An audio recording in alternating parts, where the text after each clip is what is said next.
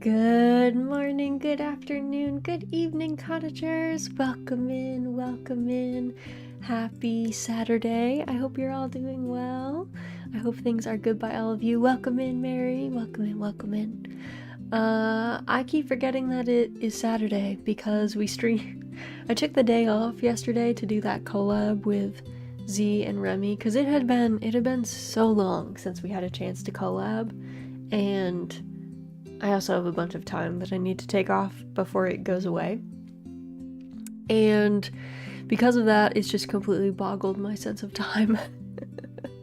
Because yesterday, like end of day yesterday, I kept thinking that today would be Sunday, and then it was like, nope, you still got 2 weekend days. Very, very exciting.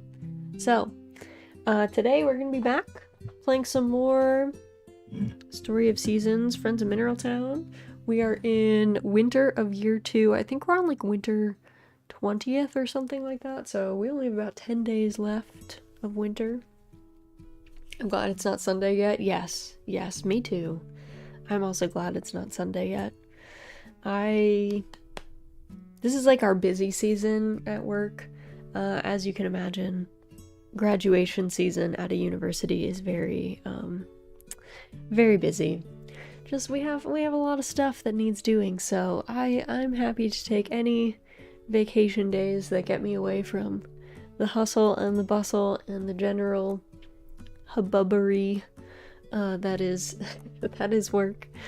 But yeah, so we're gonna be doing some farming today, some nice cozy farming, chilling, hanging out, getting some progress, completing another season. I don't know what happened with my audio and OBS. I guess OBS and I are in a fight. I've made some changes. I changed how we're recording game audio, so that should hopefully help going forward with some of our sound issues that we were having last time, where the game's just way too quiet.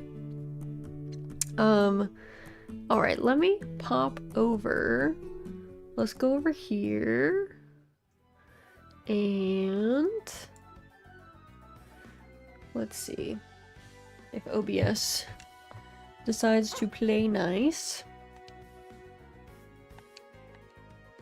I also think that I figured out my controller issue, wildly enough. I think it was like an Alt-Tab confusion situation. So I think I've got it sorted out. I think I might not have to constantly restart my game. So that's pretty exciting. Let's see. Okay. Pumpkin's birthday is tomorrow, so we should definitely celebrate Pumpkin's birthday. We celebrate the sprites for sure. I think we're gonna give them flour. And then Starlight Night, I don't remember what happens for Starlight Night. I feel like this is one thing that I think your partner just talks to you about it after you get married, so I guess we probably don't have to worry too much about it. And then in theory on the 25th should be Thomasclaus. The evening of the 24th into the 25th should break and enter into our house, which is kind of creepy considering the mayor is letting himself into our residence and delivering a gift into our stocking. And then we have May's birthday, which I think I'm going to give her chocolate, because I think all the kids like chocolate. And then New Year's, we had some things we wanted to test, so I might actually make a little alternate save file and then do some silly stuff there. Hello, Ellie. Alright, let's see what the weather is like. Tomorrow's weather is going to be nice and sunny and warm, which is good. And then, oh, Maid of Memoirs. It's a creepy TV show. I think we're good. It is snowing today, though, so all the animals will be inside. Hi, Raz. Welcome in, Tapir. Hope you're doing well. Hope you're doing well. Hope things are good by you. Alright, we have at least one rabbit to shear. So that's good. I also think I gotta check my rabbit situation. I might have to sell one of my rabbits and then breed one. I also don't know that I talked. There's a chicken in there that I haven't spoken to. Florence. Okay, good. Let me check my animals.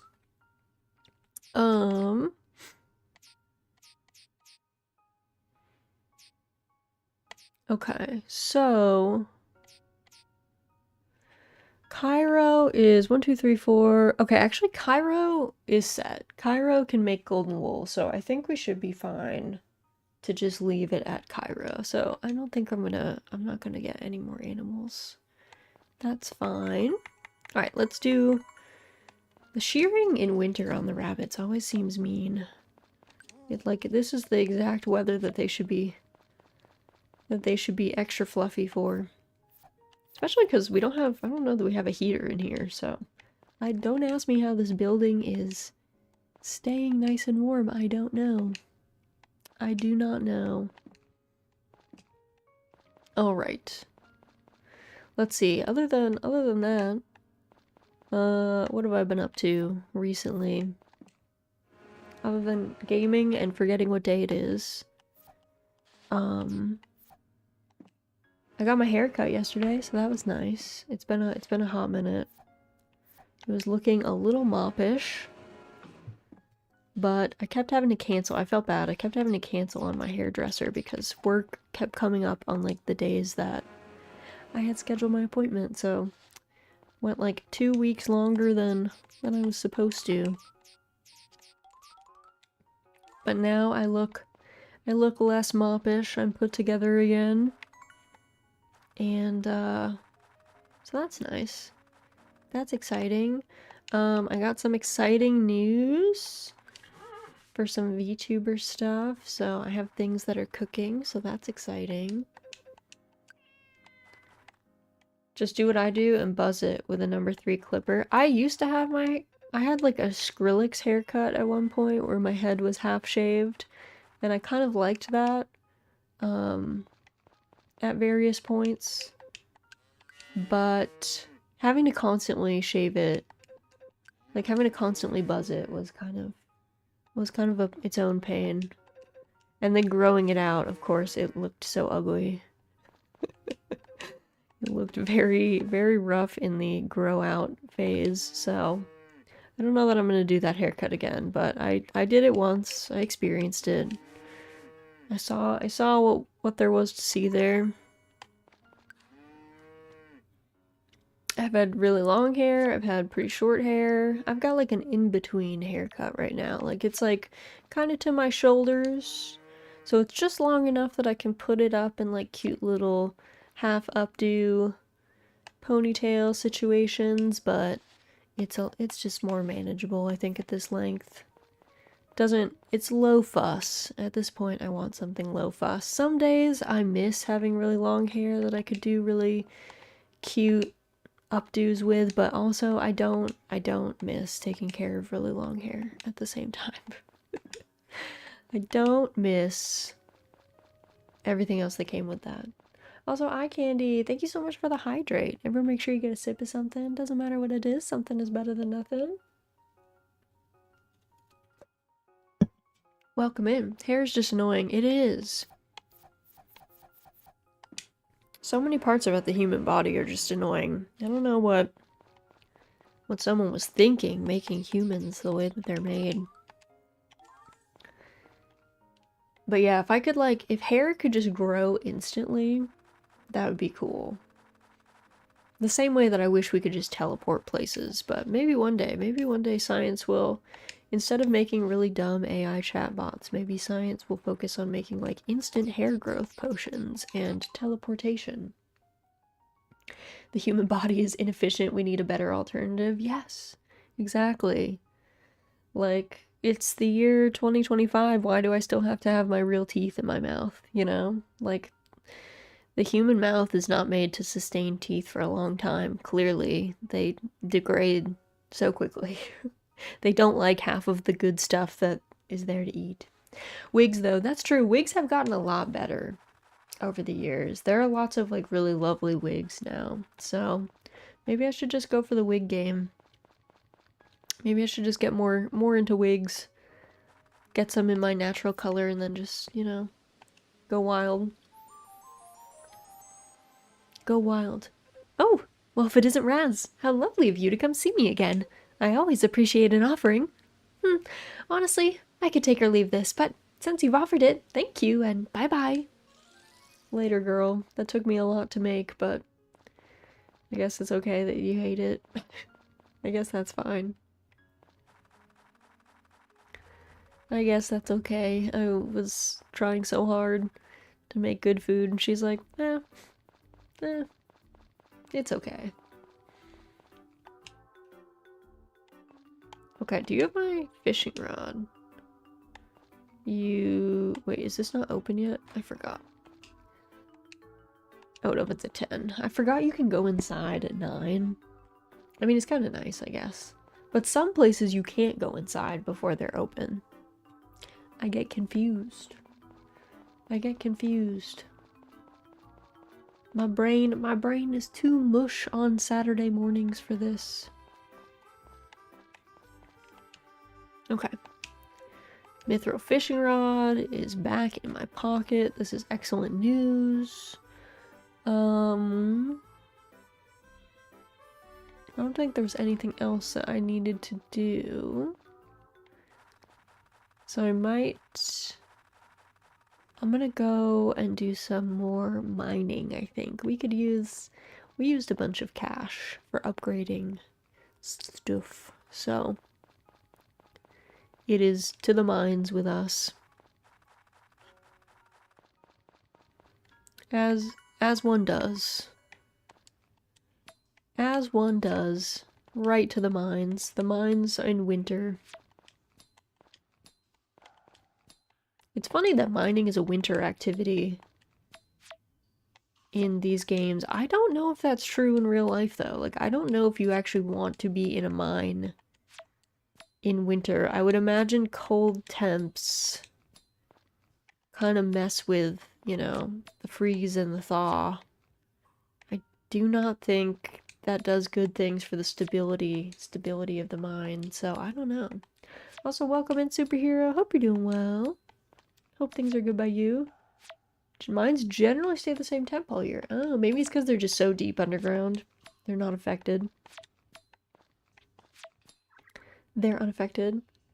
I think it's more, I guess I can't farm, I might as well dig, than it being a mining season. That is true. That is true in farming sims. We are opportunists on the farm. How are you? I'm doing well. I got I took a vacation day yesterday to do a collab, so I got an extra rest day, which is nice. I think I do have to check one work thing for some, like, internal email that's going out from my office on Monday, so I might do that tomorrow. I might quick login, make sure that the thing that was supposed to get done gets done, but that should be like, I don't know, maybe a 10-minute task, so not a big deal. I do need to figure out, I think I have, like, I think I don't, so our fiscal year ends at the end of June, I think, June 30th, and so I think I have some vacation hours that will not carry over. I think I cannot carry more than 100 hours over. And so I think I need to figure out some more vacation days. So I might take some time off in June and maybe we'll have some more fun, like extra long streams or something. Maybe that'll be, well, I don't want to say that'll be right around the time when we do Red Dead Redemption 2, because I think we still have, well, actually, we might be able to finish Friends of Mineral Town in May.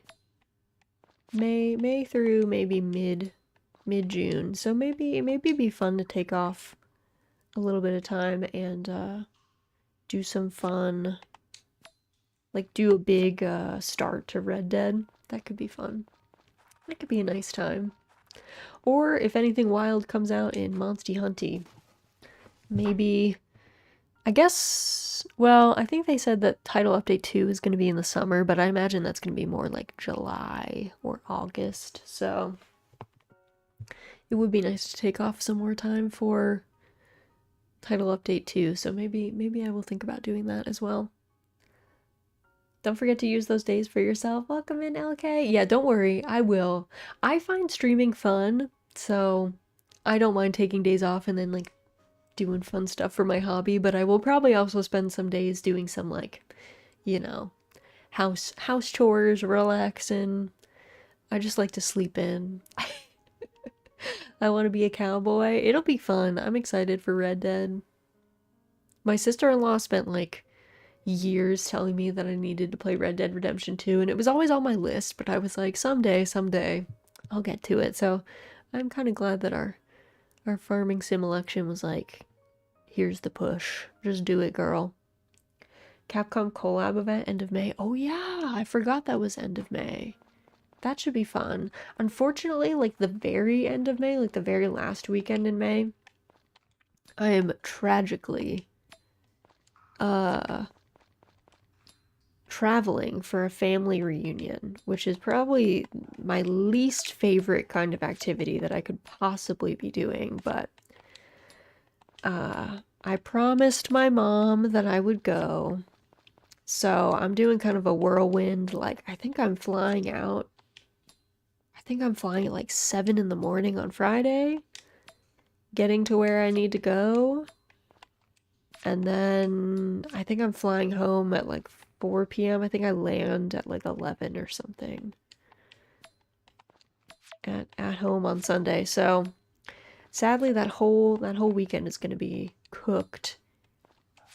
But we'll see. Maybe I took the day off on Monday, but I might be too cooked from travel to stream, but if that's the timing of the Capcom collab event, then maybe I'll do a special stream on that Tuesday or something.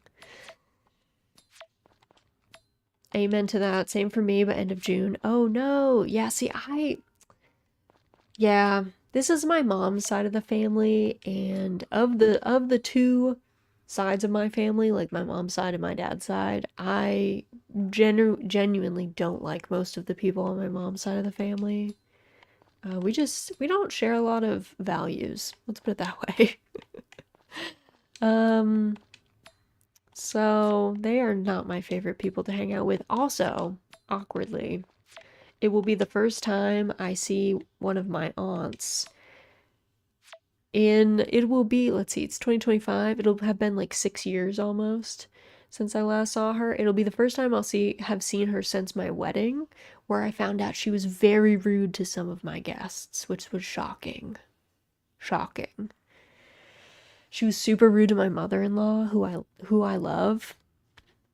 So I was like, oh my god. So, I don't know. I think I'm just gonna keep the peace. I don't think it's worth saying anything to her because I really just don't. I just don't feel like that critique would get anywhere, and I think it would just, not keep the peace. But yeah, they're not my favorite people. Oh no, is that the Southerners? It is the Southerners. Yeah, I'm gonna be in Texas. I'm gonna be in Texas at the end of May, so you can imagine how warm it's going to be. And I'm not a warm weather person. Fall is my favorite season. I like cool temperatures, so yeah. I think I might have to suffer through one big like family dinner thing. So that'll be something. I also get to see a lot of my cousins who I didn't invite to my wedding.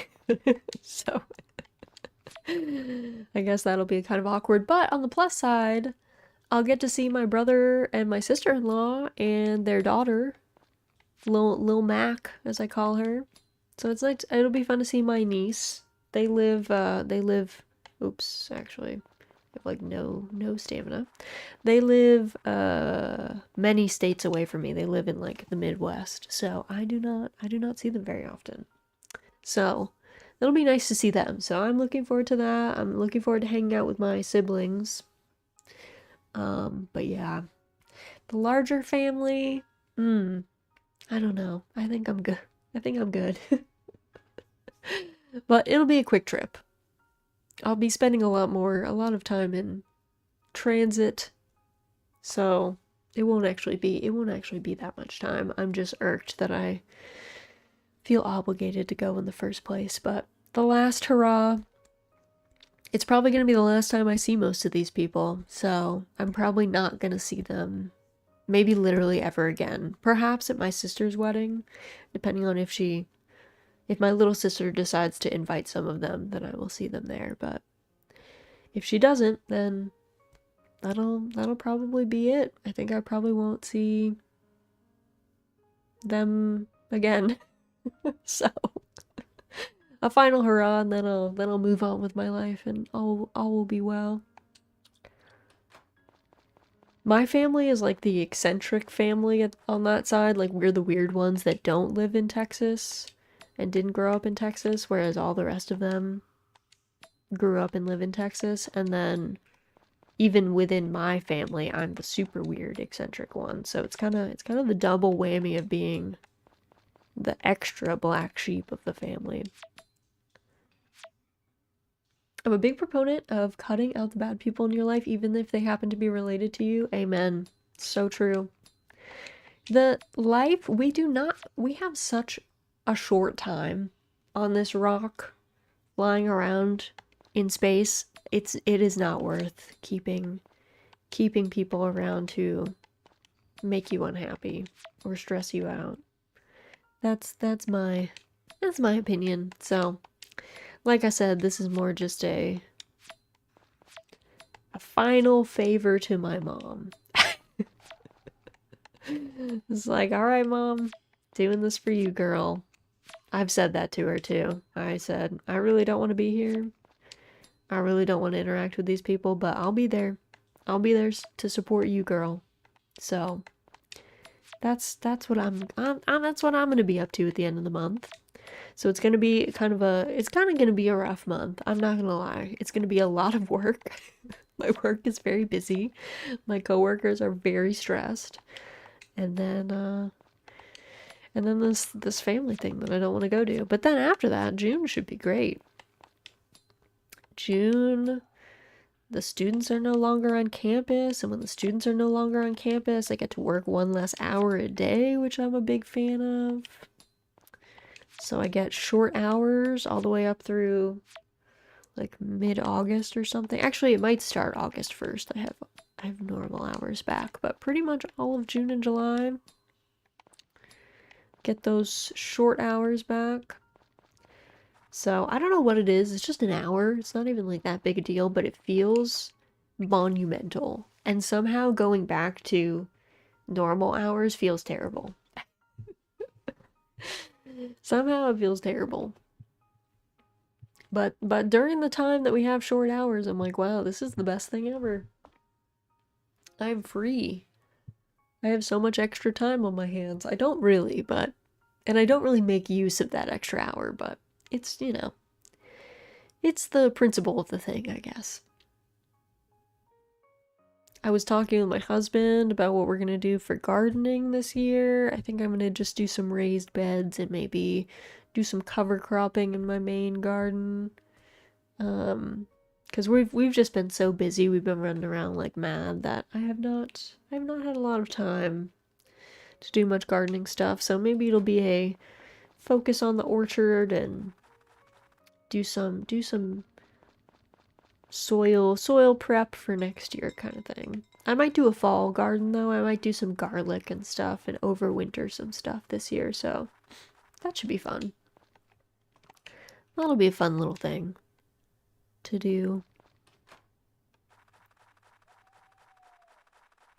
But yeah, otherwise, it'll be a lot of chilling, playing video games, excited to play so much Monster Hunter.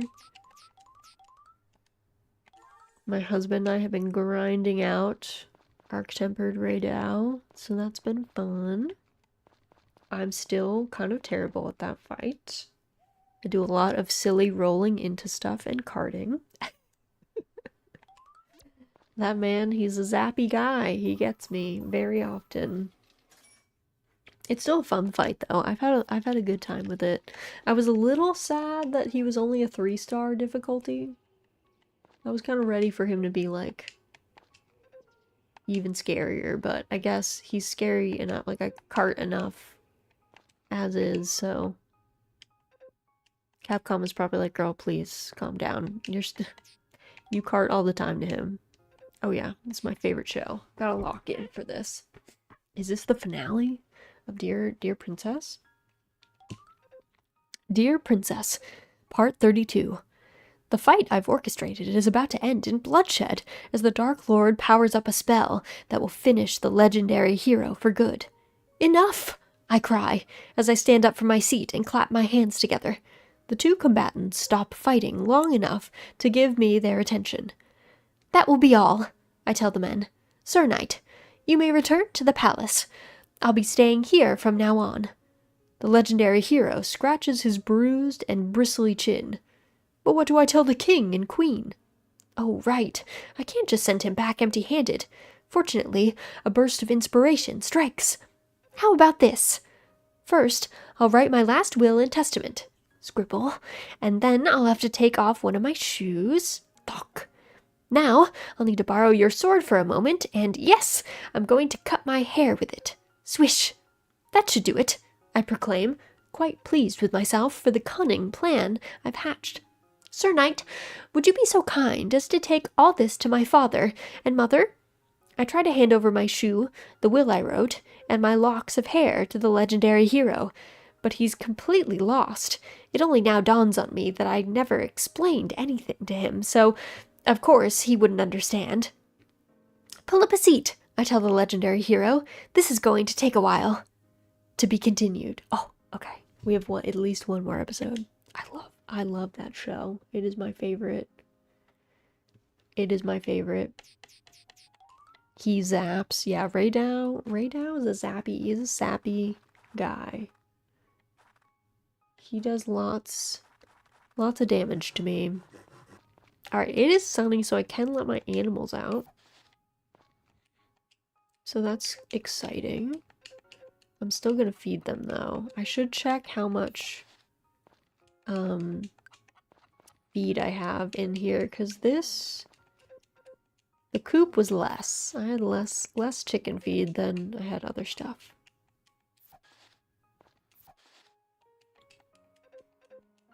But I do have corn, so I still have 378, which I think is fine. I don't know if that will carry me. I guess once we get to spring, they will not need to be fed unless it's bad weather. So I guess that will be no problem. And then we can grow a bunch of corn. And then I'll have plenty. And then I can keep a lot more in my whatchamacallit, in my silo, my mill, question mark. Y'all having a cozy time in here? We're having a super cozy time. Welcome in, Remy. I hope you're doing well. Hope you're having a good Saturday. We're just, you know, chilling, farming, yapping. The huge. Where's my brush? I made Japanese curry. I love Japanese curry. It's so good. I hope it's super tasty. I hope you have been super enjoying it. I like most kinds of curry, but I don't know. Japanese curry is like has a special place in my heart. It was, even the kids liked it. Yay! It's just so good. It's hard to dislike Japanese curry, I think. I hate when the cows phase through each other. I can't phase through the cows. Like, this is unfair. Okay. Somehow cows have the ability to, like, move through each other, and I don't have that. How can the cows stack, but I can't? That's what I want to know. Alright. Let's see. Let me put everyone's feed down. And then they can go outside. I don't know what they do outside. Since there's nothing to really graze on, I guess wander around, get some fresh air. Vibe.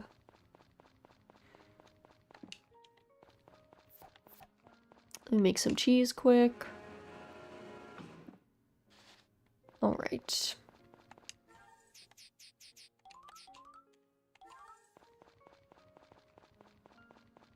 I can't push you guys outside. Am I trapped in here until you guys decide to move? Yeah, can you guys not be in front of the door? Why don't you move over there so I can leave? Thank you. They're trying to keep me trapped in there. They're like, if we have to be cooped up in the barn, so do you, ma'am. So do you. Alright. I need to get flour. Because it's Pumpkin's birthday today, right? Sanity check. It is. Okay, let me get flour, and then let's go to the Sprite hut.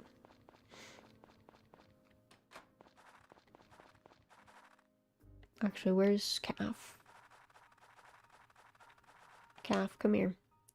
Away with us.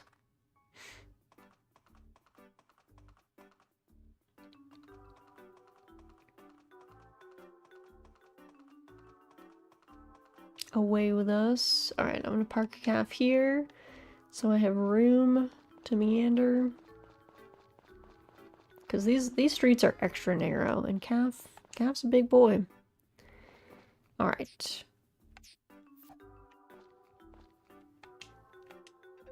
Oh, wow! Did you know that today is my birthday? Thank you lots! Raz, you aren't gonna be bossy to me, are you? No. We're just chilling. Yay! Raz is here! I'm just saying hi to everyone. I'm just saying hi. Welcome. Do you need something? Plum reminds me of Percy, and Percy was my favorite sprite in Doraemon's Story of Seasons, Friends of the Great Kingdom. He's by far my favorite sprite of the lot, I think. Welcome. Can I help you with your work at all? Nope. We don't actually have any work right now. Yay, Raz is here! Do you have any presents for me today? Maybe something delicious? Nope. Sorry, Sunny. Only Pumpkin got food today. Oh yay, it's Raz! I'm glad you're here! We are chilling. Alright, let me check everyone's heart levels. I think I should probably, over the next couple days, I should probably bring a bunch of flour and start gifting them flour to prep for the springtime. Because anytime you have them do work for you, their relationship status with you goes down. Which kind of makes sense. You are asking them for a favor, so I guess you should probably, you know, pay them back with food or something. Alright, let's throw more food to the goddess, who is not even gonna like it. Oh, well, if it isn't Raz, how lovely of you to come see me again. I always appreciate an offering. Oh my, I'm rather fond of this. How wonderful. Thank you, and bye-bye. Wait, what did I throw in there? She actually liked whatever that was. I don't even remember what that was. Alright. Shocking. She actually enjoyed that. Morning, Raz. Happy weekend. Welcome in, Perky. Hope you're doing well. Hope things are good by you. Happy weekend. A big head carp. Oh my god, look at... Okay, wait, you guys can't even see. Maybe I should swap sides. Because, like, the fish pictures are good. Hold on. The fish pictures are good.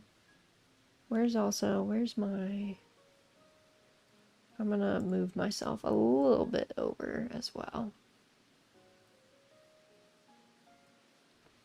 There we go. There we go. Look at that big head carp. He's such a silly face. Such a silly face. Alright. We have all sorts of new fish that we can find, I think. Food item was palboche. Okay, that's good to know. She loves palboche. Oh my god, big head carp. What a bro. Actually, you know what? Let's go. I feel like the ocean. Winter is like ocean fishing time. We should go over there. We should head that away.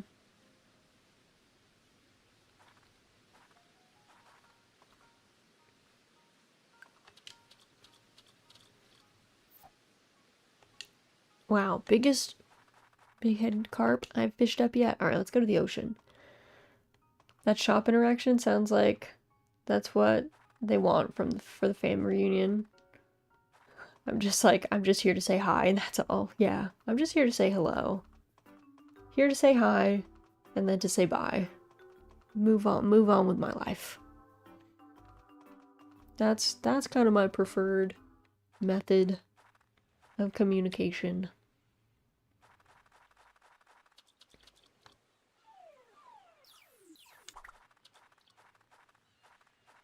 Calf loves running on the beach and splashing in the waves. Halibut.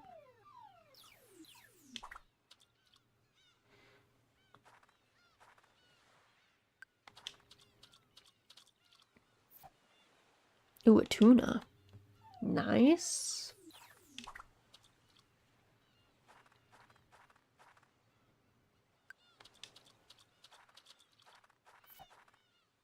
More tuna.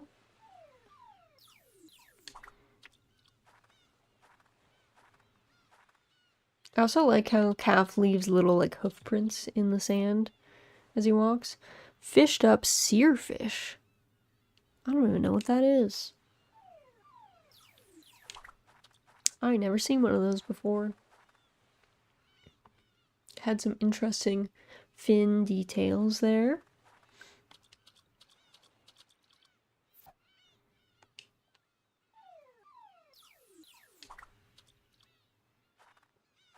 I think it said if you fish in the ocean at night, I think you can find a, well, I don't know if you can get it with the mithril rod, to be honest. You might not be able to get the, what do I think? Anglerfish, I think? Seerfish, awful convenient for them to come out of the sea already cooked. So true. Welcome in, Attenborough. Hope you're doing well. Right? Pre-cooked? Fancy. Mighty fancy.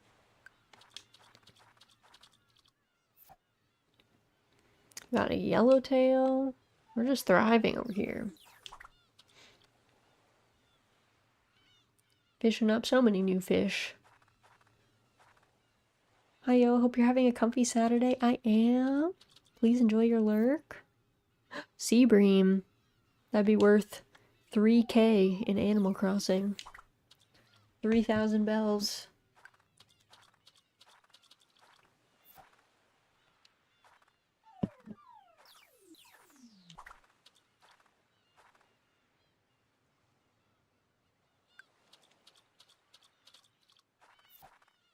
I got a power berry.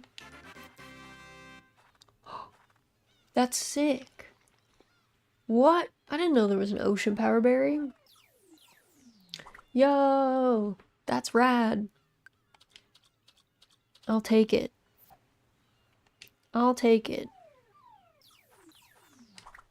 Oh snap, right? I didn't know there was an ocean power berry. I mean, I figured there was, but I figured that there would be a power berry that I would have to have a higher tier fishing rod. I thought it'd be something like that. Tuna.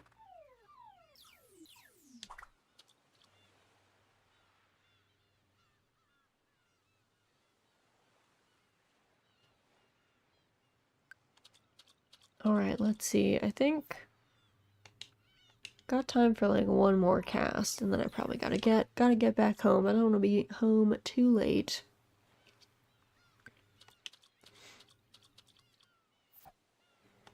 All right, come on, calf. We're gonna head home, so you can go to bed.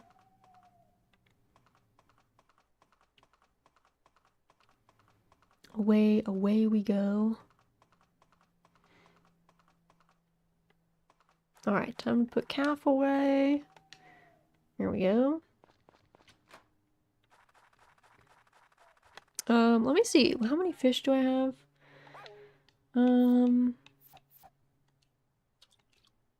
I'll add some more large fish.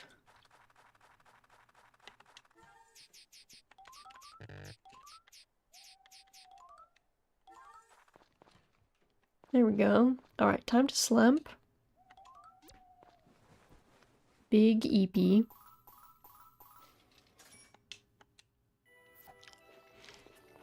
Okay.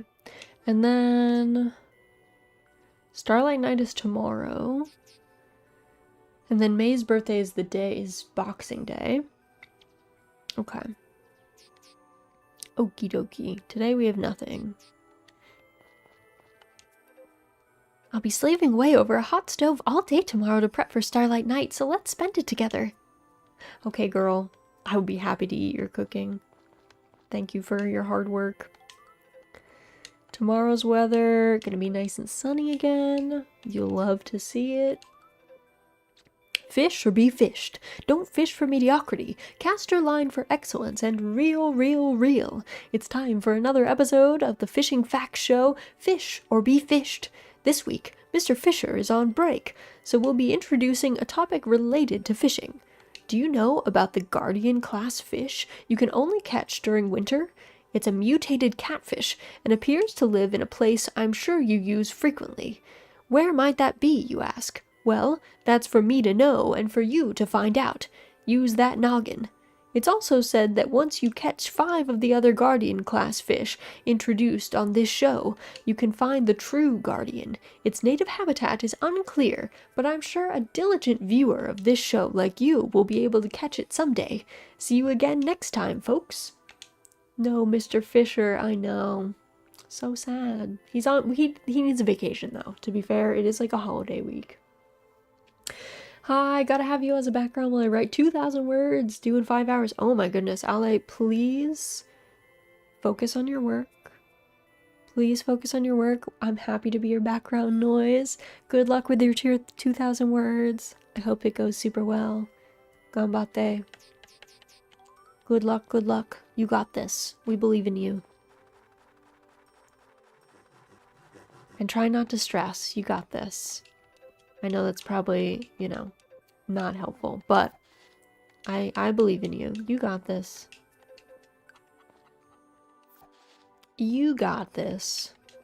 I did some of my best work under stress. Alright, these friends are all looking good, and it is sunny today, so they can go outside. I am going to quick shear my little bun. There we go. And let's... Oh, sorry, Juno. Can I get food for everybody? Gotta feed everyone. Because there's not much to scrounge outside. Do you guys use that word? My husband and I use scrounge all the time. When we don't feel like cooking, we'll be like, what's for dinner? And we're like, do you just want to scrounge? Which just means we're gonna fish up whatever we can out of our pantry and our fridge. Make something. It usually means like... Sometimes we do peasant dinner. Peasant dinner is like bread and cheese. But, usually we just scrounge up like veggies and maybe we'll cook something like little, but usually it's just leftovers or something. Scrounging is my default choice for dinner. It's good. It's a good choice. Also, it keeps your fridge fairly clear. You don't do a lot of food. Oh my god. Calf, come back here. Calf. Let me brush you. Laura and I do that too. We call it scrounge night. Okay, good. Bless Opie. First of all, welcome in, but I'm so happy to hear that you also call it scrounging. Also, welcome in, Cube. I hope you're feeling okay, or at least feeling better. Welcome in. Happy Saturday. Hope things are feeling better by you. When my partner and I use the term, it's scrounging up something from the kitchen as a snack, that's fair. It's been a process, I know. It seems like it. I'm glad you're out of the hospital, though. That's good. Also, it must be nice to be like back at your own home. As nice as people can be in the hospital, it's probably still better to be at your house. You're like, I'm in my own space. I had trouble sleeping there. Oh yeah, I bet. I bet. I don't think I would be able to sleep very well in the hospital. Luckily I've never been in the hospital for like an overnight stay. And I've never really been to the hospital for myself, really. Or if I have, it's like broken bones that, you know, they like set it and then I leave. But those cows are so cute, aren't they? Aren't they so cute, Azure? They're so round. I love them. They're good beans. They are good beans. Welcome in, though. Happy Saturday. Hope things are good by you. But yeah, I have luckily not had to stay in the hospital, you know, knock on wood, myself overnight. And I've only been on general anesthesia once. And that was for my wisdom teeth removal, which I also didn't have a great experience with, so happy I've been able to dodge that. There's lots of equipment that would beep to show that it needed fixing or something. It drove me crazy. Oh yeah, I'm sure it was just like a bevy of sounds all the time. Never quiet, people moving around. So even if you're not a light sleeper, I feel like it's hard to get like real good rest in a hospital unless they're like knocking you out or something. Unless they're giving you some kind of medicine that makes you extra drowsy.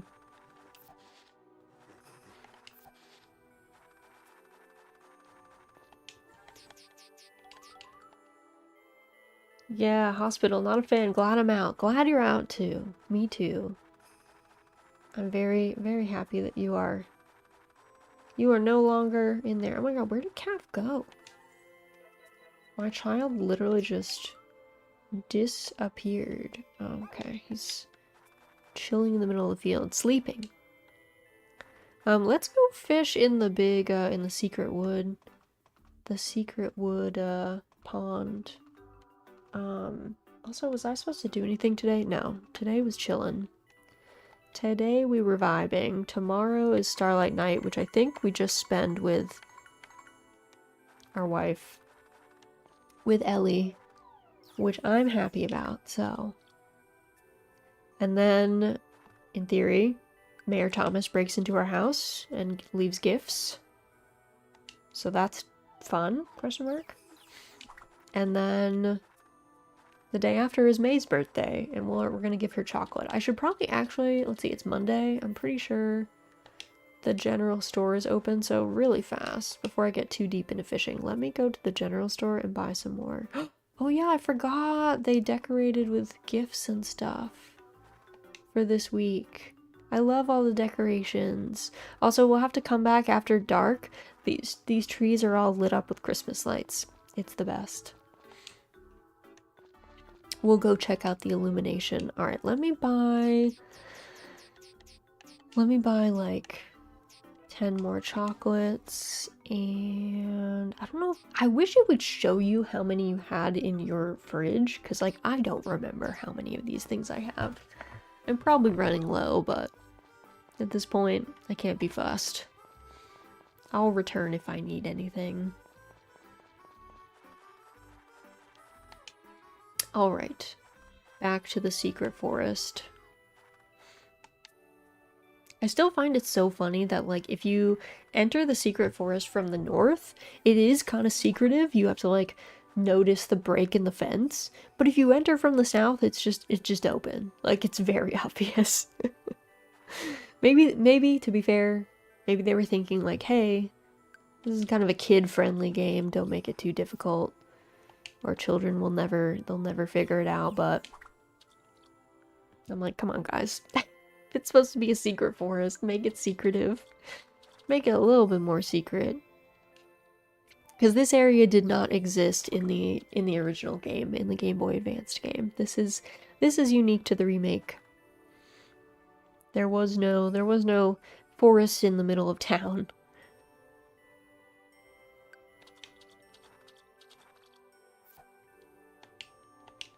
A lot of silver carps. Took me half the first spring to notice. I haven't gotten through that place. I mean, it is easy to, like, go past. I still wonder why the Tomato Festival never came back. I don't know why some things come back and not others. I am glad that they kept Chicken Sumo. I was kind of worried that they were gonna scrub it because, you know, like, cockfighting is, you know, a problematic thing, and you could probably argue that it's very similar to that, but, like, I love sumo.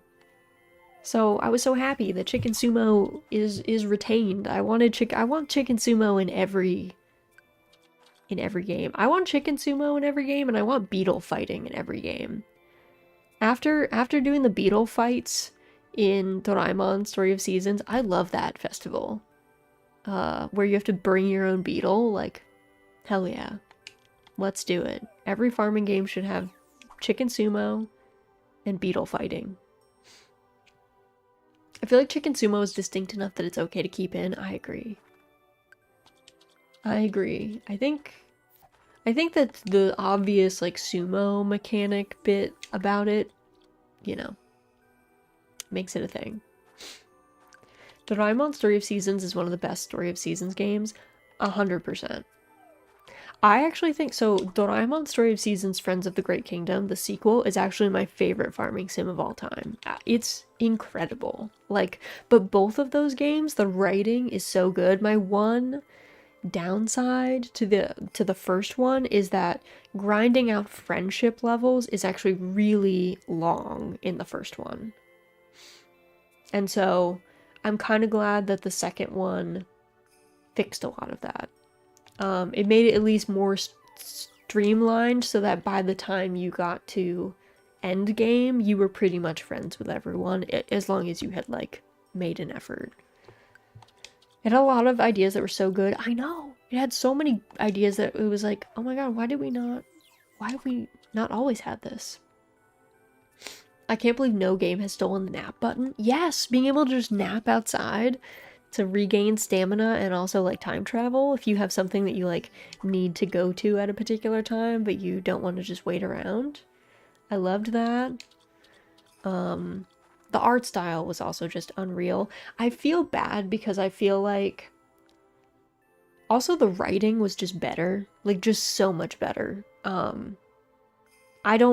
Quite honestly, I don't know of a farming sim that has writing that can stand up to Doraemon Story of Seasons. They clearly had, like, the A-team work on that. I like that your crops grew when you watered. Yes. I love that. I thought that was, like, a really cute mechanic. That there was, like, a visual change when you watered. Doraemon writing is just good. It's just good. It was a match made in heaven. Story of Seasons plus Doraemon. Incredible. It was Bandai Namco, so they had to do something different. That's true. That's true. And, like, it's clear that the Bandai team, like, really weighed in a lot. I do hate the watering because it means that day I need double the energy. Oh, yeah, for, like, harvesting days. I do get that. I do get that. You do need double energy for harvest days. There are a few movies that are just like, holy shit. I haven't seen a lot of the Doraemon, like, movies or anything. I feel like I have to go back. I have to go and witness them. Okay. Oh yeah, look. Okay. Illuminations. Let's go to up to the actual town. See? So they put little lights on all of the walls, and then like the fencing gets different lights, and then the trees have their own lights, and then also the buntings light up, which is so fun. I just love it so much. I love when games like dress up the town. So today is the day to test the Frozen Lake thing. Not yet. Frozen Lake thing will be on the 30th, so we will test that. We will make a little save file in case I break the game, and we will test that. But that's in like 7 days technically. If we want to get, oh yeah, let me put. I do have my one medium fish. I used a bunch of medium fish for cooking, so let's add that boy there. Do we get there today or not yet? Not yet. Oh yeah, today IRL. I think we should be able to. I feel like we have like 2 more hours of game time to play through, so I feel like we should be able to get through. My intention is to finish winter, I think. So I think we can do it.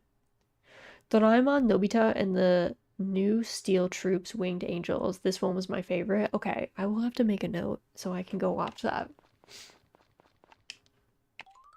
I will make a note. Okay, nice. We got our building renovated. I think our... Yep, it looks like Gotts is done with his work. Excellent. And then today's Starlight Night. What am I supposed to do for this? Morning, love. Okay, let me look this up because I don't want to miss Starlight Night. How do I get to my Fogu thing? Okay, let's go. Oh my God, Pickles, what happened, girl? I think you broke that. I think you broke. Give me 1 second, friends. Puppy. We knocked this off? Oh no. We broke one of his glue claws. I'll have to see. Can I find it? Let's see. I did find it. Okay, we can glue him back together. Oh my goodness. Pickles knocked a little figure off of the desk. It broke. She was like slightly scared, but then kind of nonchalant. She continued going on with her, going straight to her food.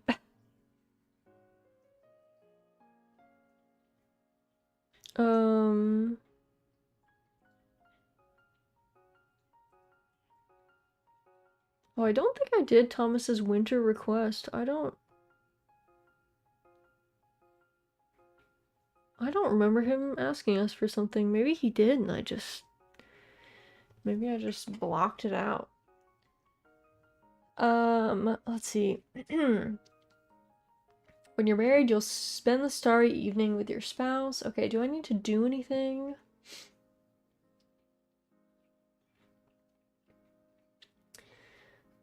Go to the location listed on the invitation. Okay, 6 p.m. So I'm gonna have to be back at my house at 6 p.m. Also, welcome in, Akondu. Hope you're doing well. Hope things are good by you. Okay, so 6 p.m. That's good to know. I've got to be back home by 6 p.m. so we can hang out. Tomorrow's weather is gonna be nice and sunny. I think we've already watched every episode of the cooking show, so I think we're good to skip it, to be honest. Oh, I got mail. Got the Funding Gotts' retirement trophy. You earned this trophy for renovating every building on your farm at least once. Congrats. Your favorite harvest goddess. Thanks, girl.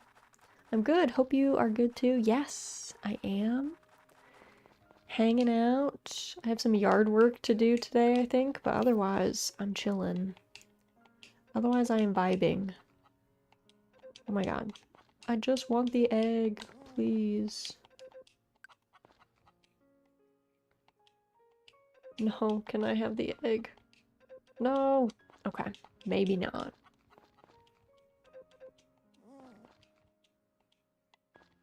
It's so hard to pick up the eggs. It's like the hardest part of this game, I swear. How to collect eggs quickly and efficiently.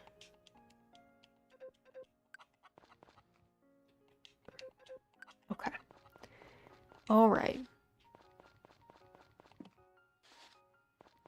Let's go feed everyone, then they can go outside. And then...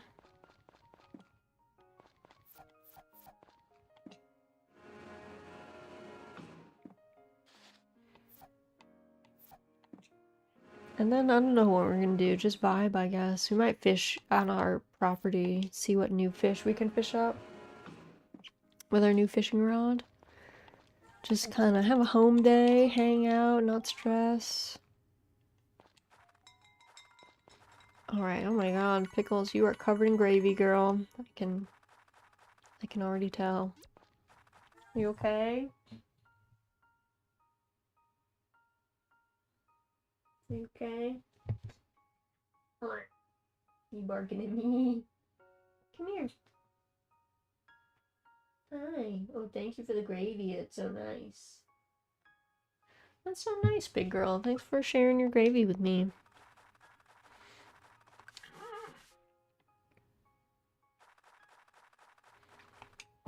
I kissed Pickles on her head the other day, and guess who had cat food gravy on the top of her head? If you guessed Pickles, you would be correct. I was like, ew. That's not quite what I wanted out of this interaction, girl. She's a messy eater. She's a little long-haired cat, so it does, like, you know, she gets food everywhere, I guess, but... You're scritching because you don't like me telling the cottagers that. That's supposed to be a secret. I'm sorry, baby bean. It's true, though. It's true. Oh my god. Now she's lounging. Lounging in her sunspot.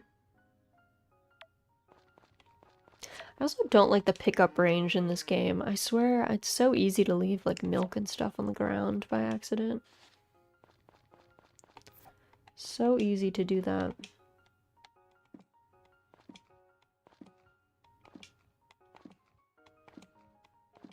Alrighty.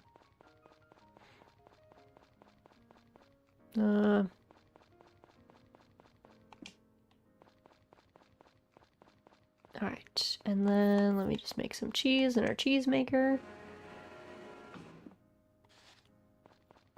I kind of wish the milk was also not chocolate milk, or coffee milk, I guess, is this one.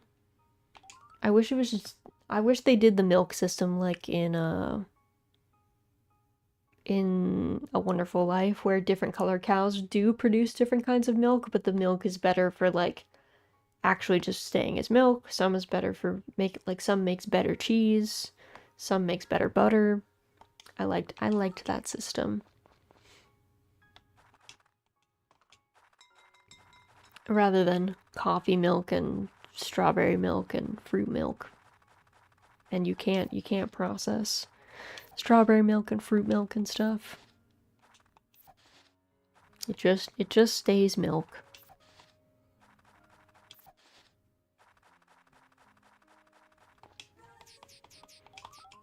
Alright. I'm gonna go to the goddess and drop off some food to her. I think also Thomasclaus should break into our house today.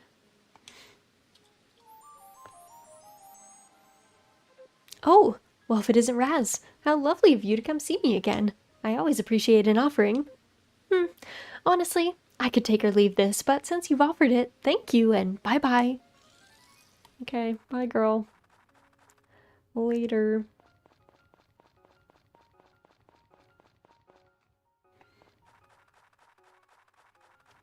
Alright, and then... Alright, let me do some fishing down here. See what there is to catch with my new rod. See what there is to see.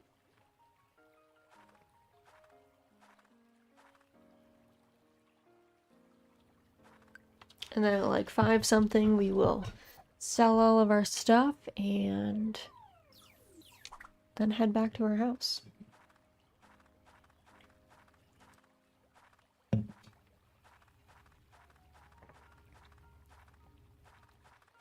Also, our days in the reindeer kigurumi are numbered. Once it hits spring, we're gonna swap into our super cute spring outfit. So we've only got like a few more days of the reindeer. For better or worse.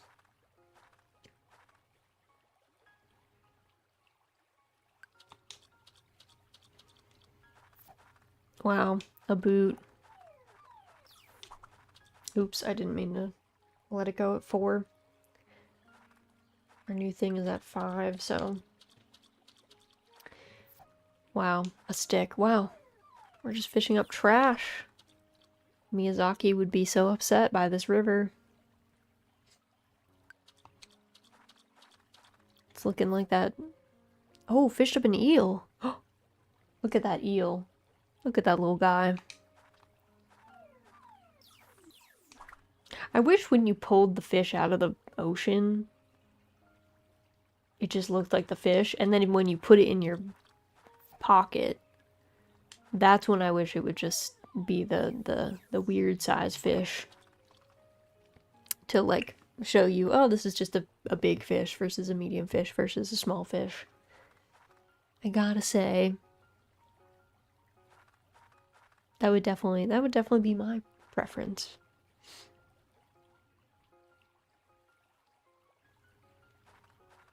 Because I feel like they made such cute art of all the fish, and I feel like it's wasted just being just the little indicator when you first fish them up, like in the text box.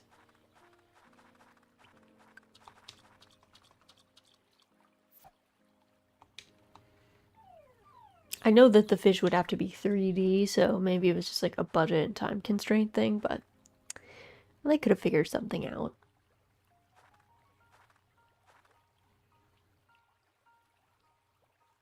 We could have figured something out.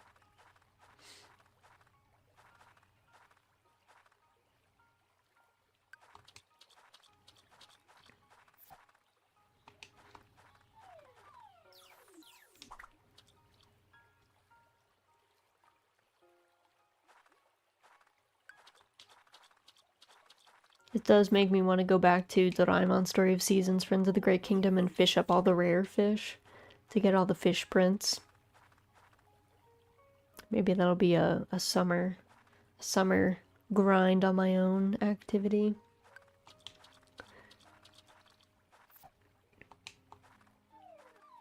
Because we got like 3 or 4 of the fish prints, I think. We were missing a lot of the summer ones, I think.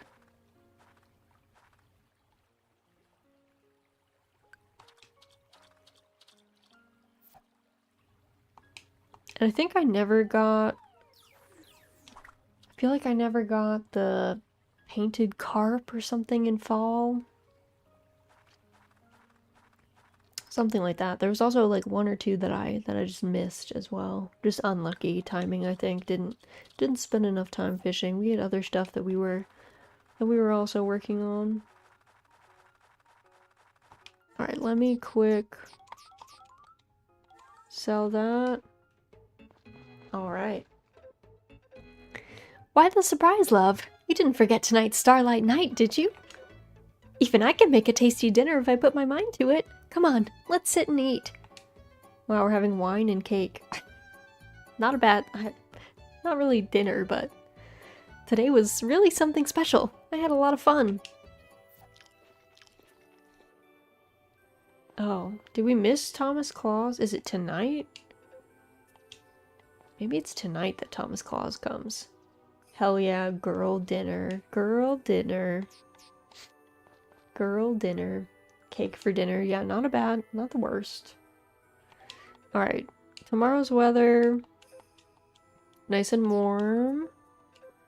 Okay, God, Swip Swap. I need this show to end. Swip Swap. 5th period, language 1. Today, Each of you will be reading a book in the library and writing a short essay on it. Please gather your things and move to the library. Reading, eh? I wonder if Adrienne will do okay. Usually, just looking at a book thicker than a magazine is enough to put her to sleep. Adrienne, in Adrian's body. Okay. Come on, Adrienne. Danny, let's go to the library. For the love of... We haven't even left the classroom and already she's yawning. Well, it is right after lunch. People do get sleepy after eating, and somebody had a double portion today. Adrian, in Adrienne's body. Yeah, let's go. If we didn't hurry, it looked like Adrienne would fall asleep on the spot. Though, if you thought about it, all we would be doing is delaying the inevitable. To be continued. Yo, this show is gonna be so long, I can tell. It's gonna be forever long. One of my least favorite shows on TV. Alright. Everyone's looking good. Happy Chimkins. You'll love to see it. 200 episodes? I hope not. I don't think I can handle 200 episodes. I don't think I'll make it. Hopefully Mechabot shows up at some point to spice things up. I think Mechabot is only in Mechabot Ultra. I don't know if there's a crossover episode. But I guess we'll see. There's always hope. We can always hope.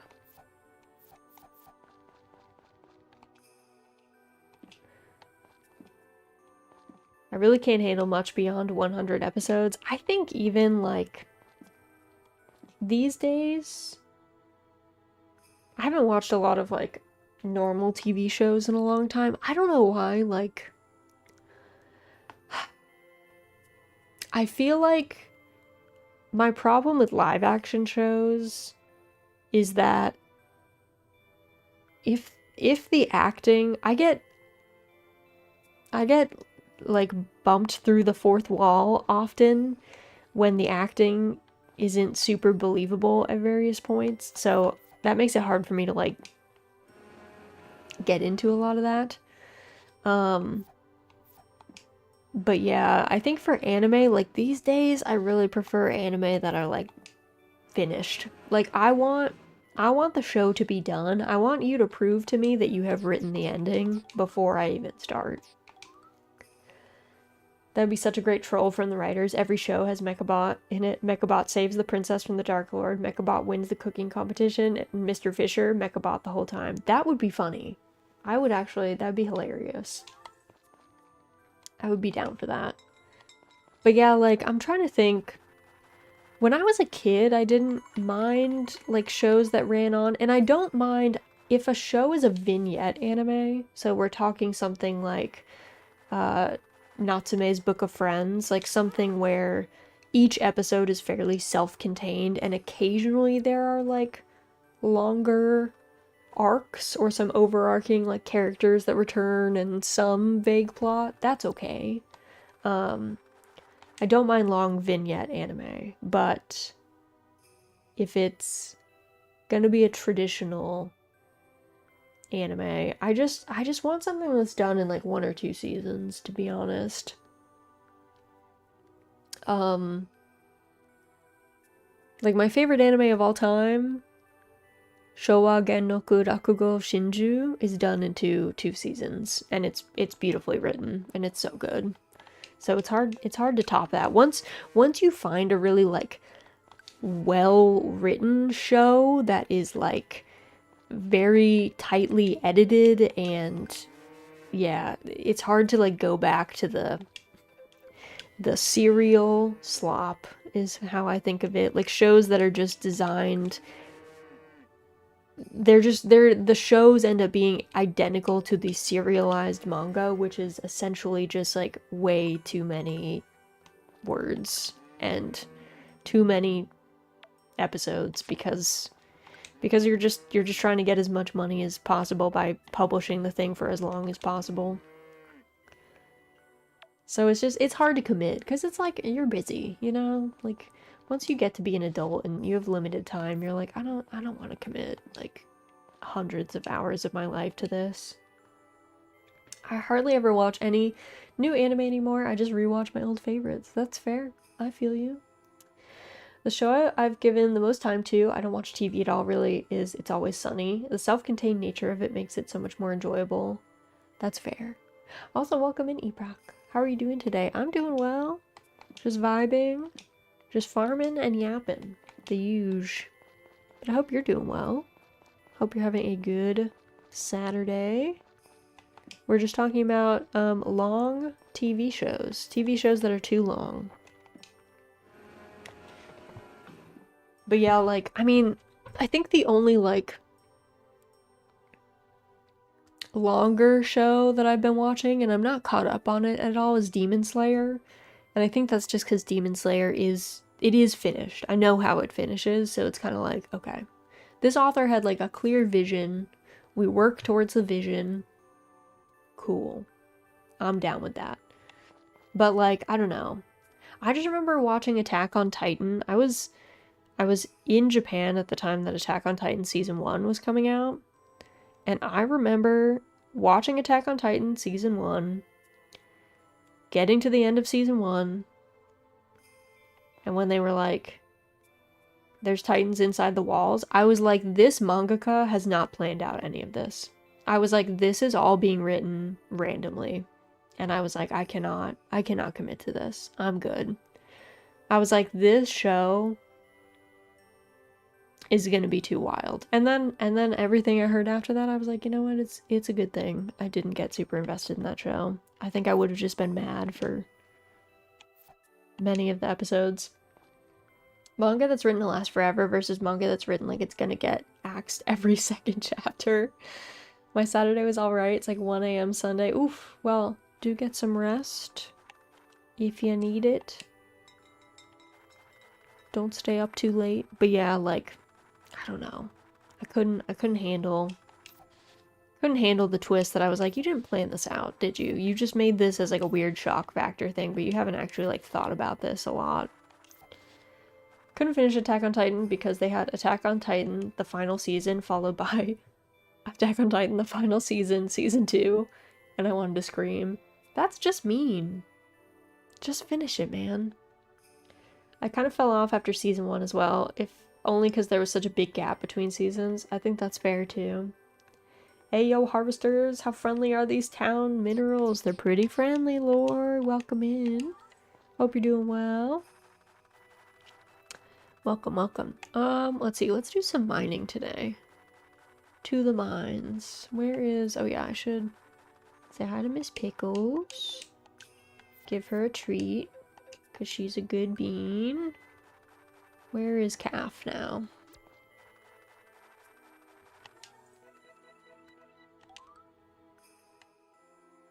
The far corner. Calf. Come on. We have mines to go to. But yeah. I have friends that really like One Piece, and I'm like, I can't, you guys. I cannot. I cannot. I can't watch that many episodes, I'm sorry. I watched all 100 filler episodes in Naruto, and it broke something in me, and I can never do that again. So, doing pretty good. Heading into my old neighborhood to meet a friend for lunch. Bit of a mini send-off before she moves to Japan. I mean, it'll be sad to see her go, but that's very exciting. I hope you guys have so much fun today. Hope you have a good time. Where in Japan is she moving to? Maybe you can, I mean, tariffs are going to be a pain, but if there's any cool merch, maybe she can help you get your hands on cool Japan-only merch while she's there. You don't want to watch 1 billion episodes? I don't. I can't do it. I have limited time. I can't do it again. I think she said Sapporo. Oh, or maybe it was Nagoya. Vastly different places. Sapporo would be very cold. Nagoya would be less cold. I've always wanted to go to northern Japan though. That's definitely on my bucket list of areas I would like to visit. I I hate traveling though. That's my one like hang up. I just don't have fun traveling. I'm just stressed the whole time. So it's like not my favorite activity, but I would suck it up just so I could go visit North Japan and like Hokkaido and stuff. I think Sapporo. I just got Nagoya on the brain due to unrelated stuff. That's fair. Yeah, Sapporo seems really cool. Sapporo is like quite I think it's like really beautiful up there, especially like I've heard good things about northern Japan and Hokkaido in like the summer months too, which Japan in the summer is one of the most miserable places known to man. It's just so hot. So hot, so humid. The cicadas are deafening. So I feel like anywhere that's slightly cooler, you're like, perfect. Sign me up. Let's go there. But yeah, I would love to visit North Japan. I think next time I go to Japan, my husband and I have been thinking about doing a Japan trip. I think we're probably gonna like, probably fly into Tokyo, hit up some of our Tokyo neighborhoods that we really enjoyed, and then probably just go north, vibe up north. Because Tokyo is like all the really touristy areas, I think it gets really crowded. Anything that's really tourist friendly is tough because it's just crowded because once you get out into the middle of nowhere, it's not as tourist friendly and you have to kind of know a little bit more Japanese. So it's it's difficult, especially during like peak season. Like I think I'd love to go in the fall. I would love a Hokkaido vacation. Love that kind of environment, mountains, cold, weirdos. Cold good, right? Cold good. Yeah, my husband super cannot handle heat. He just gets like, when I'm hungry, I get hangry. When he gets too warm, he just gets angry. He's just like really grumpy, which I think is fair because I think he runs hot anyway, so he overheats like very easily and he cannot sleep if it's too warm. So, I think when I was living in Japan, I want to say he came and visited me in like June. Um, and he was like not having, I mean, he had a great time because he's a good traveler. He's so chill. So he was kind of just vibing out, wandering around, going to Konbini, checking stuff out while I was in class and stuff. But weather-wise, he did not like it. It was too hot. It was too warm. Are there specific months you have to avoid? Yeah, in general, unless you're someone who can handle not just high heat but high humidity. So if you can handle like 80 or 90 degrees plus 80 to 90% humidity, so like just very warm but oppressively warm. If you live already in a place that gets like that and you don't mind it, then summer might actually be a good time because it's kind of so uncomfortable that people know that and they don't tend to travel to Japan in the summer if they can help it.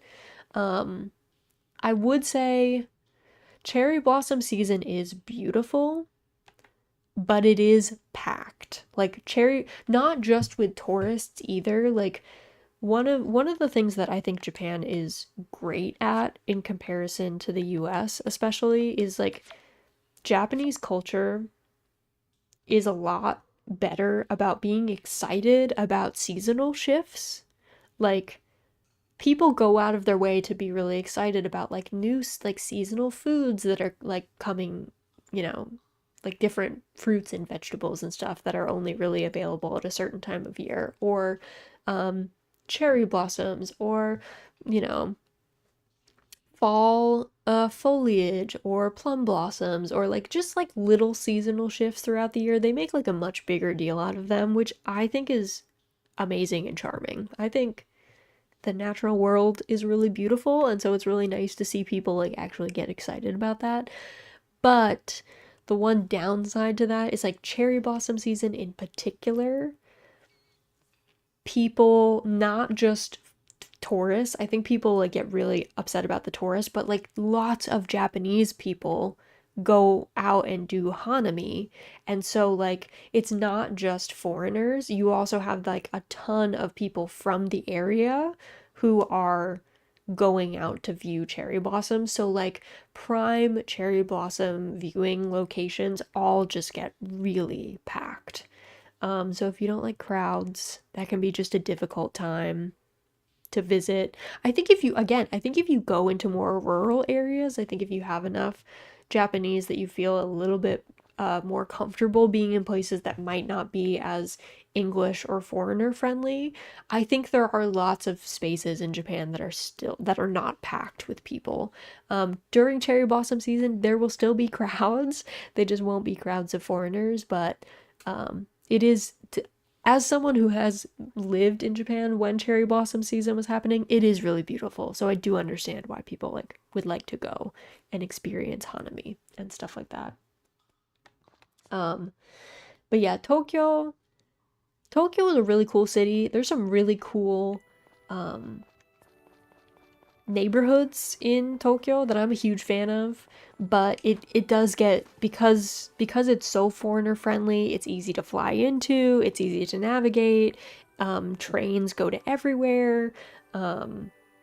It does get crowded, but they're still good. I still would visit Tokyo even if only for a day or two, just so that you like get the opportunity to go to the cool neighborhoods, see the cool stuff, you know. There's still a lot of cool things in Tokyo. It's just if you're planning your trip and you plan to only be in Tokyo, it can be tricky.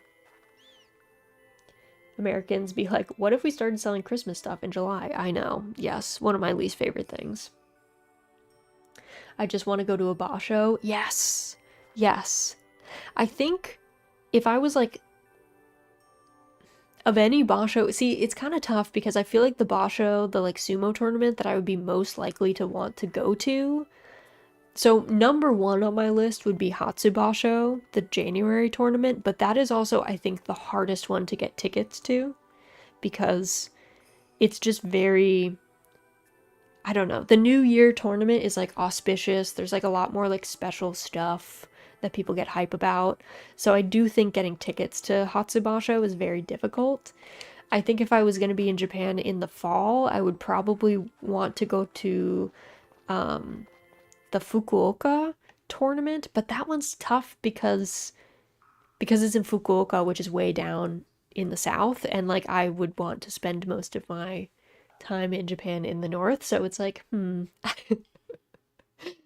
have to make a separate trip. I do genuinely really want to go to Hatsubasho though. I really want to go to the January tournament. I want to go to my like one of my bucket list items for travel is going to Japan in January for the sumo tournament and wearing some of my kimono to the sumo tournament. That would be like ideal.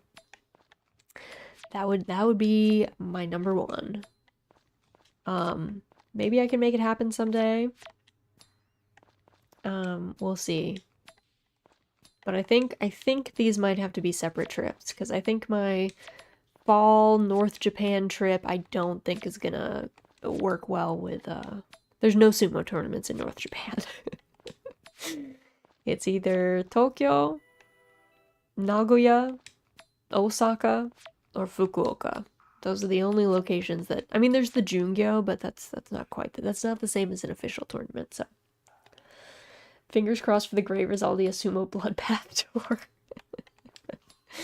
Someday. If I do end up going and doing a Japan trip, I will film footage and we can all experience cool Japan together.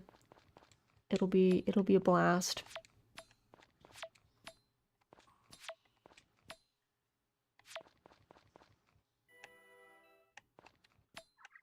But yeah, I think currently it's also tough for us to travel because of Pickles. I love Miss Pickles. She gets a lot of anxiety when we are not home, and also the difficult thing is pretty much anywhere in the US, even California, though California is definitely tougher. if something happened to Pickles, if she was having like a medical situation, we could fly back home in like a day. But you can't really do that in Japan. You lose like at least 24 hours of travel. So, yeah, that's hard. That is hard. It's hard to get back if something was no good. And it's tough to ask people to watch her just because she does have, I think people get scared because she has all these medications that she has to take, and they get scared something's going to happen. It's probably not. She's doing fine. She's been on these medications for years, but she does have these like existing medical conditions that make her a little bit spicier as a child to watch. Also, welcome in, Headless. Hope you're doing well. During horse college, I did a lot of care for other people's pets and livestock when they went on horse events. It caused me to never have pets myself. Yeah, it's really tough. It's really tough. I've also, like my mom has come and watched Pickles before. Usually I have my sister watch her if possible, but if it was like a Japan trip, it would be tough because neither my parents nor my sister live that close, and it's kind of a lot to ask them to drive like multiple hours to like every day. And my sister like has a dog. She has her own like family and life to take care of, so that's tough. And I feel bad because my parents would totally be down to help, but like my parents have also already had a really traumatic pet watching experience where my sister was abroad and she left her previous dog with them, and he had a medical emergency that no one could have prevented, and he passed away while she was gone. And that's just like, that's a horrible thing for everyone. It was like she could not get back in time, and that's just like a horrible, just a sad thing. So like I'm like leery. My parents have already experienced something terrible with watching other people's pets, so I'm kind of like, what if we, we'll figure out what we have to do. I appreciate, Laura, that you'd be happy to, if we were closer and if Opie was not deathly allergic to cats, you'd be happy to watch Pick, but sadly we are too far and we need Opie to live, so. Oh geez, that's terrible. Yeah, it was like a freak accident situation. He had like a diabetic episode that no one could have kind of seen coming. It was just really sad. But yeah, my sister was in Europe somewhere, and she could not get home in time. So I was like, you know what? Let's not do this. So I don't want to do that to someone else. Not that I think if I leave that anything's going to happen to Pickles. I think she will be thriving, but just Japan is just far enough away that I'm like, that would be hard for me to get back in time to swoop in and take over responsibility and handling of a medical event. So one day we'll save up enough for that gene therapy so Opie can embrace her crazy cat lady destiny. Yes, I love that. I will say, during COVID, we had one of our friends moved into our condo with us, because his apartment situation was like a nightmare and we had plenty of space. And he's actually quite allergic to cats, and is shockingly, Pickles does not bother him. I don't know what it is, if it's something about, because normally it's like the dandruff and the fur. But yeah, something about her. He was chill. My mom is also pretty allergic to cats. She said that she was fine when she watched her for like a weekend, but so maybe Pickles is like a miracle hypoallergenic cat, but who knows? Either way, I hope one day that pet allergies can be cured so that everyone can experience the joy that is cats. The joy that is having a cat nap on your lap. It really is the best. But yeah, so Japan trip someday. The most likely way that I get to Japan these days is probably if my husband is going to a research conference in Japan. I'll probably just tag along. But that would be like not that long. So Those are like a weekend event kind of thing. So we would maybe take like a couple days. So that's probably the most likely way that I go to Japan. It's probably not at the times of year that I want to go, or the things that I super want to see. Those will have to be like separate trips, I think. I can't have cats at home either. My family has this thing called a fox terrier. A fox terrier dog. Has someone who grew up in a menagerie, cats, dogs, lizard, parrots. Ooh, parrots. I cannot imagine being allergic to animals. I need to pet all of them. That's so fair. Parrots are a lot. I had parakeets growing up. I loved them so much. They are such good beans, but parrots are a lot of work. They live a long time, and they need a lot of care. But they are also very good beans, so. Here to pick up your stuff. Thanks, bro. Thanks for picking up my shipping. My shipping bin contents.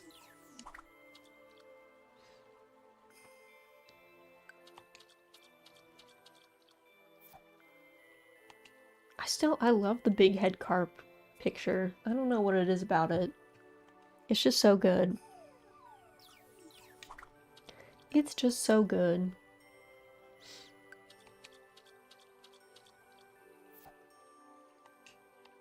Okay, in theory, maybe Thomasclaus shows up tonight. Maybe it was the 25th, the evening of the 25th, not the 24th, that he breaks into our house. I think you just have to go to bed. I think you have to go to bed in the evening, but before midnight, I want to say. Let me look. I'm gonna look this up. Thomasclaus. Okay, we have to go to bed after 9 p.m., but before midnight. Okay. Thomasclaus. Thomasclaus coming to break into our house and leave us a gift in our stocking. I forget if the gifts change every year or if they're like the same things. I do not recall.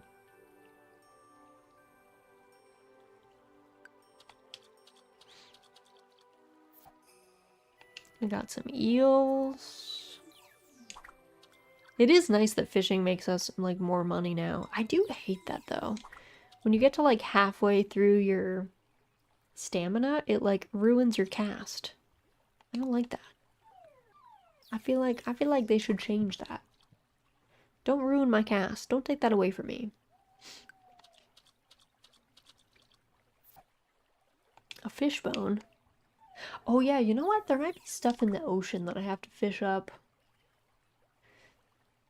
I think there's like message in a bottles I can fish up. I think there's some other things that I have not fished up yet.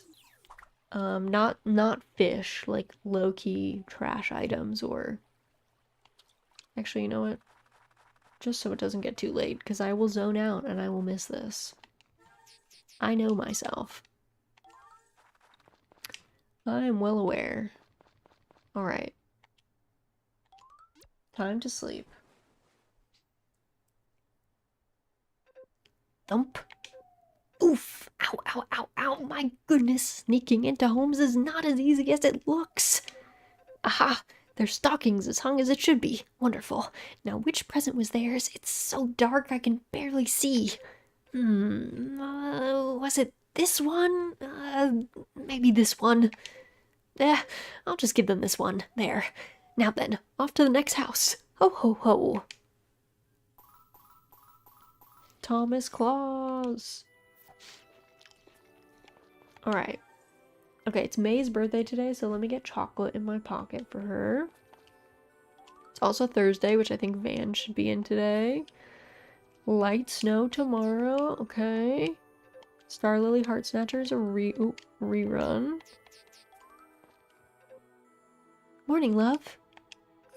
Good luck at work today. Thanks, girl. See? We have a present in our stocking. Yay! There's a present in my stocking. It's a sand rose. Yay!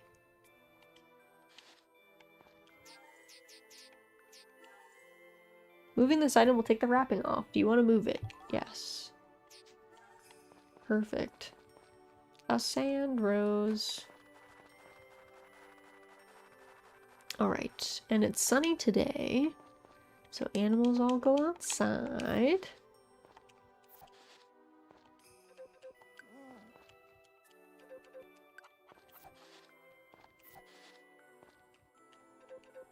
Alright. Eggs. Alright, everyone's been talked to. Gotta shear our rabbits. There we go. Turns out when they're stacked on other animals, it's harder to shear them. Who knew? Alright.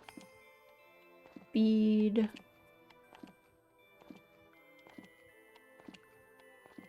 There we go.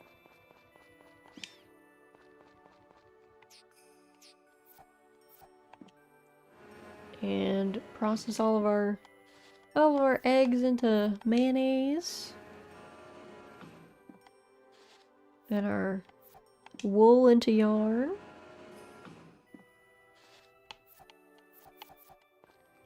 There we go.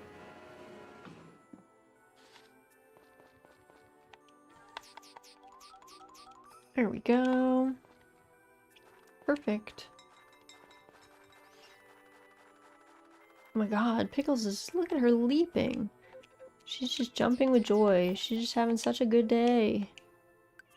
There you go, little lady. Calf gets brushed. Everyone's looking fresh today.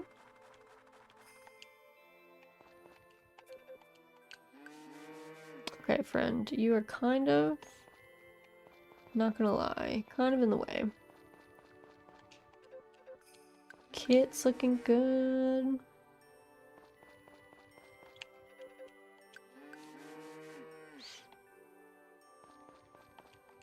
Also, Tadpole's gonna have her calf in like 3 days, it seems like. Maybe a little longer depending on festivals and stuff, but that's exciting.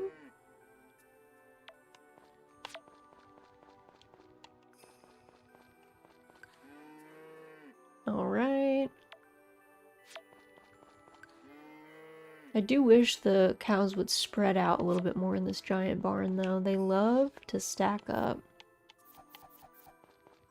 They do love to be right on top of each other. I don't know if they're huddling for warmth, since I don't think we have a heater in this barn, or what the situation is, but they do like being snugged up together. Well,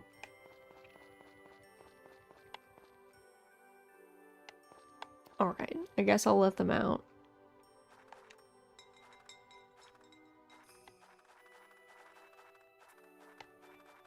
I'll go to the orchard, and then I'll come back and go into the barn and get all of our goods settled, and then I'm gonna go to the goddess, drop our last, like, new cooked food off, and then, get some chocolate for May.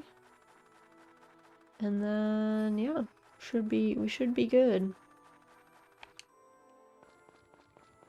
Alright. Got all this.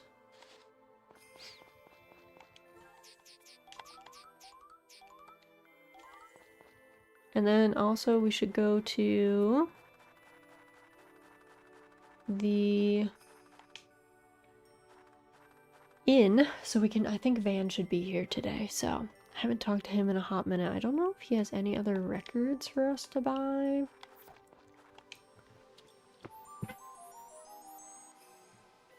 Oh, well, if it isn't Raz, how lovely of you to come see me again. I always appreciate an offering. Honestly, I could take or leave this, but since you've offered it, thank you and bye-bye. Bye-bye. Alrighty, let's go get that chocolate for May. I'm also gonna get some wheat flour for the sprites while I'm in here.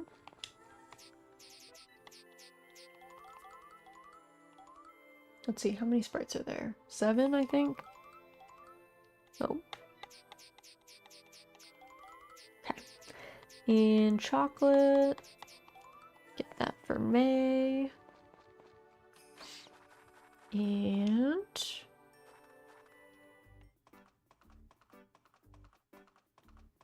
first, go to May. Celebrate her birthday. She's a very important little lady. Oh my god, pickles. That was a big jump again.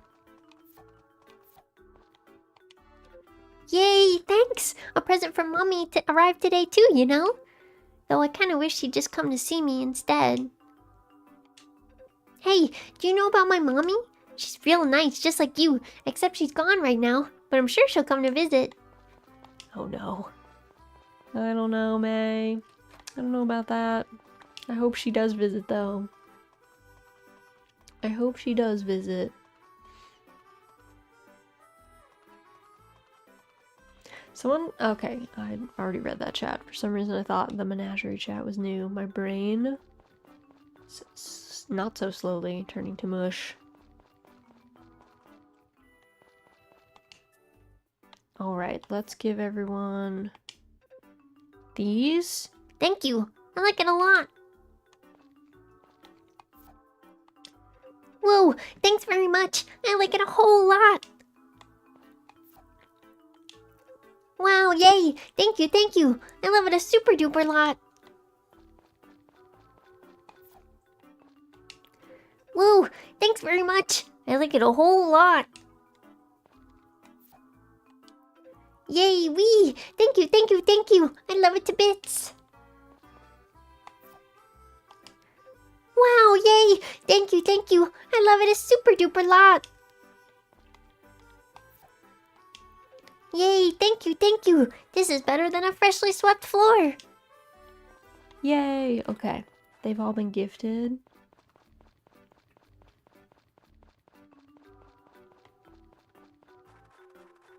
Alright. 11 a.m. I don't know. Well, I don't remember if Van comes at like noon. I'm not sure if he's here this early. We can go check though. I do not recall. He sets up shop at the end of the thing. Okay, he's not here.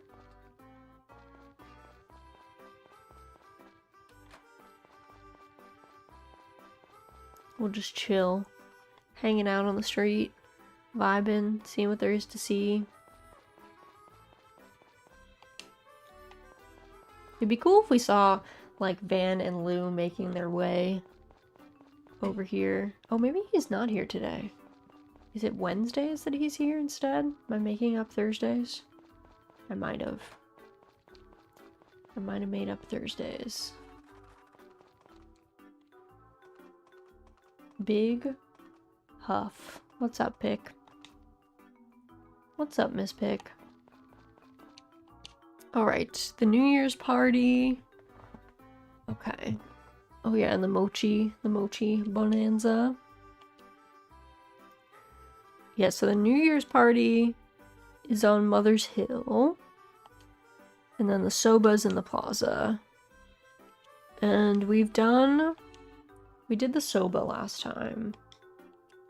Which, let me check. Do we need to do anything for the New Year's party, or do we just show up?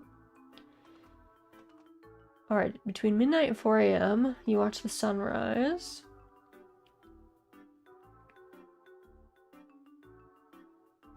Okay. You must talk to each of the summit guests to start the sunrise. Okay. Okay. Okie dokie.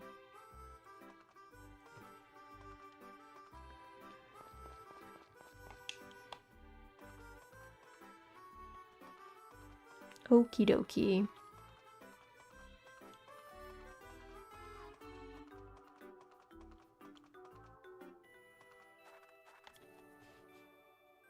Alrighty. Let's do maybe some... Actually, we should probably... work on getting a little bit more wood and stuff. To be honest, we kind of used all of our stuff on the mill. So it'd be good to have some in reserve just in case. Just in case we need it for anything. Or if by some miracle we end up making the money you need for the townhouses.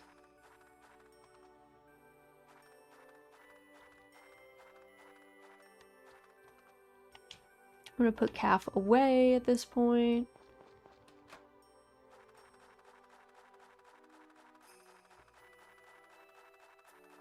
Our bros here, Zach, to pick up all of our stuff.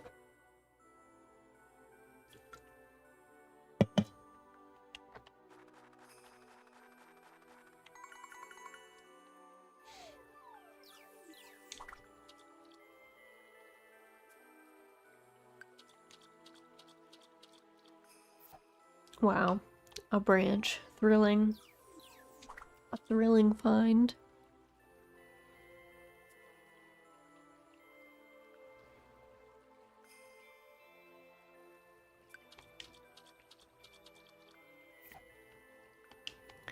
Big-headed carp.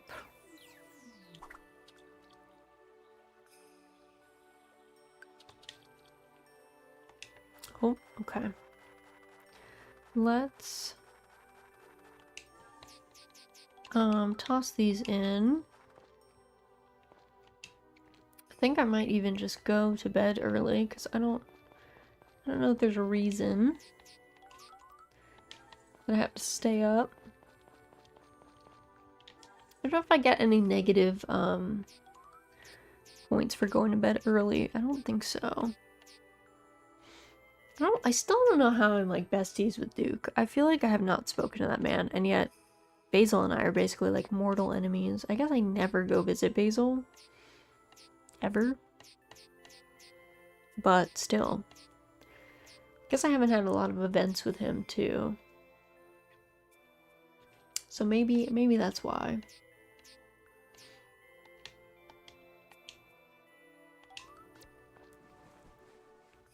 Alright, time to sleep.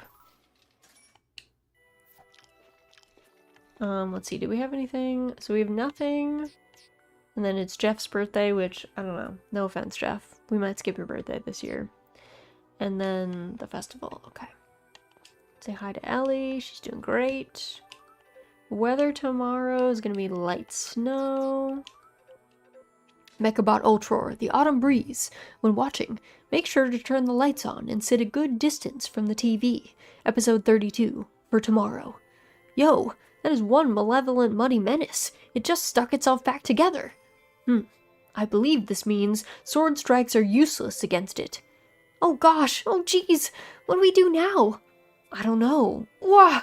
Whoosh, kapow, ba-ching! The fully repaired earthen doll attacks, swinging its rocky fists at Mechabot Ultror. Urf! This thing moves way too fast! Never mind counterattacking, we barely have time to defend ourselves. Oh no, at this rate, we're going to lose. For the love of all that is snack-delicious, we've got to figure something out here. To be continued. Next episode preview. Our courageous heroes are relentlessly pummeled by the earthen doll, who leaves them no time to attack. How will they survive? Find out in the next episode of Mechabot Ultror, The Autumn Breeze, episode 33, The End of the Road. Look forward to it. Do you think that's going to be the final episode? Because I thought it was going to be the final episode like 5 times. And it still hasn't been. How many do we have? 338? Okay. Okie dokie. Everyone's gonna stay inside today. Because it's snowy. We don't want anyone getting sick.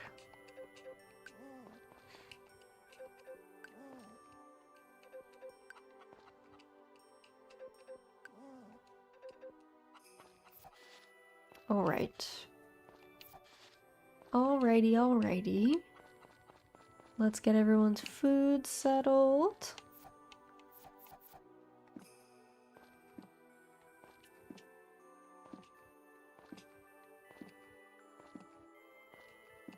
There we go. Still irked. Oh, well. I guess our friend wanted that. I was gonna say still irked that I have to put one away, but I guess I could just waste one fodder and feed it by hand instead.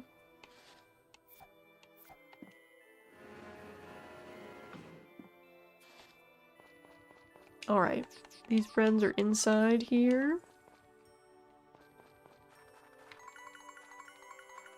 Weirdly enough, when it's snowing, Calf still comes outside. Even though all the other animals, oh my god, should stay inside. How?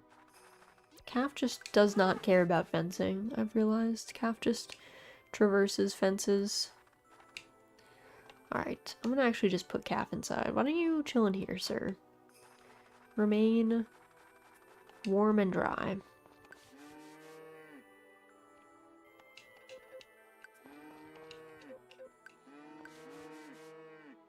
Alrighty.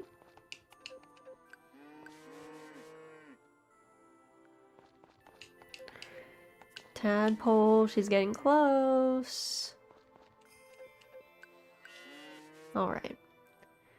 They're all good. Let's do Milker on our 3 non-pregnant adult cows. Cow babies, I know.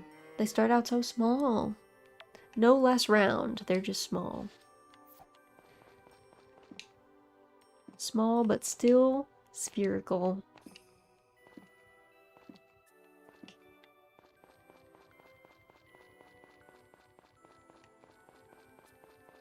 Alright, let me put this here. Can we move out the way, friends? My favorite shape is round. Well, luckily for you, the cows here are very round. There's Pickles, okay. Hey girl. There you go. Enjoy pet treat. Enjoy pet treat, friend.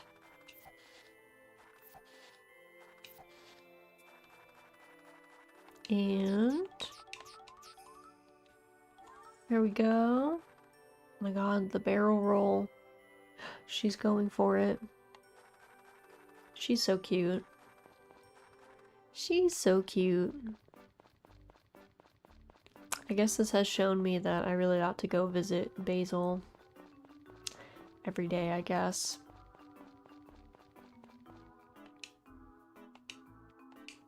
Alright, we'll just wait here awkwardly outside their house.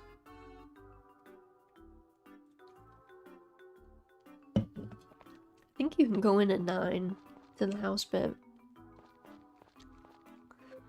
Oh, Raz, what's the matter? Is there a book you'd like to read? No, we're just chilling. Oh, Raz, a long-lost memory just came back to me. Once, when we went to the mountain, Basil was so absorbed in looking at flowers that he fell off a cliff. Isn't that simply hysterical? I mean... No... Nuh-uh. No going up to the second floor, please. Oh, I'm not allowed. I'm not good enough friends with them. I don't know where Basil is this time of day, then. I mean, I guess he could be up on the mountain, but he might also just be upstairs. I don't know if he doesn't come down until like 10. Yeah, Marie has to walk next door for her job. Oh, there he is. Yeah, he was just upstairs. Are you raising crops or flowers? I'd love to have a field like you do, Raz. I'm raising both. I'm a big fan of the potager garden plan, so planting both crops and flowers and fruit trees all in one little spot.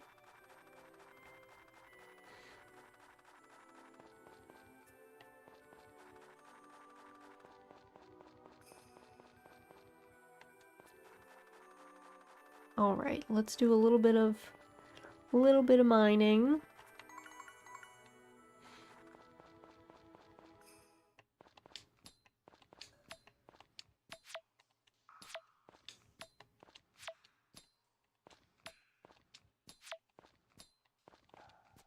Oopsie. Oops.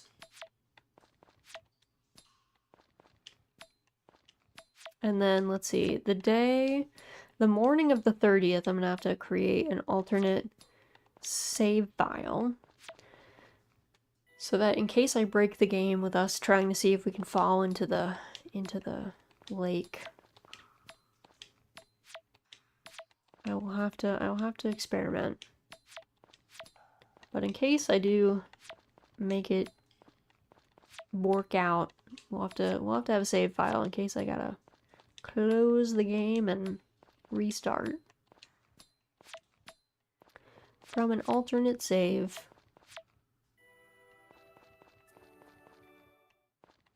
So we're gonna see if the lake melts while you're just like standing there.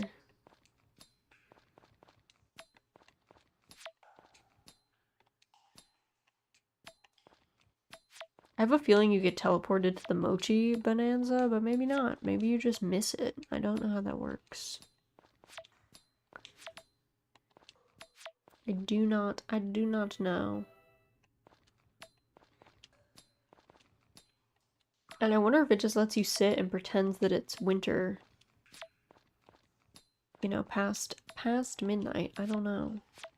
Or past 4 a.m. I guess that's the cutoff for the sunrise event. Maybe 4 a.m. is when they're like, this is, you know, morning now.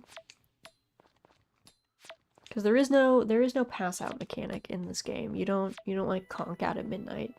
So we're gonna see how the seasonal change works. By just standing around outside.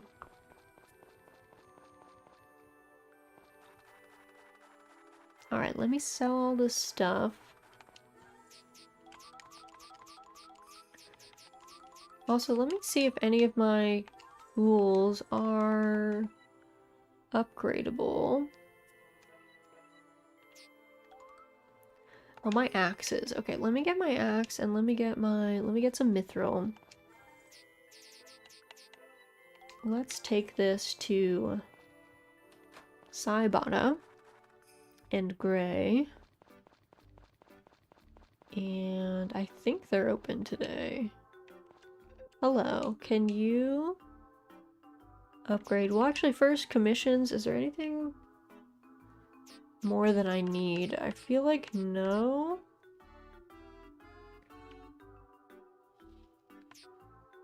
I don't think I need any of these either. Products. Okay. So I want to upgrade my axe to the mithril axe. Yup. Yup. Thanks, dude. Alrighty. Got that done.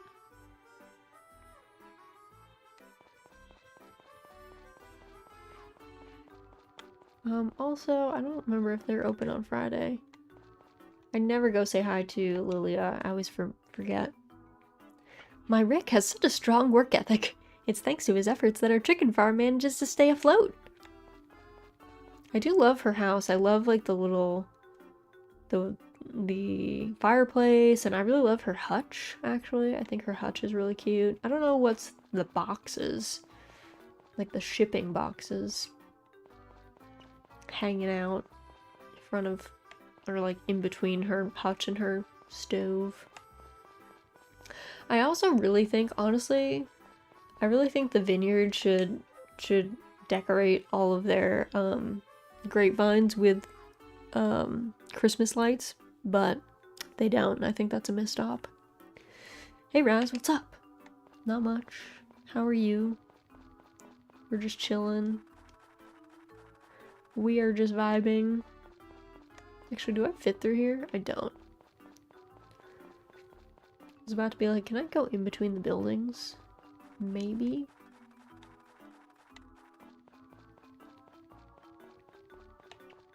This feels like a place you should be able to walk behind, but alas, you cannot. I also don't think...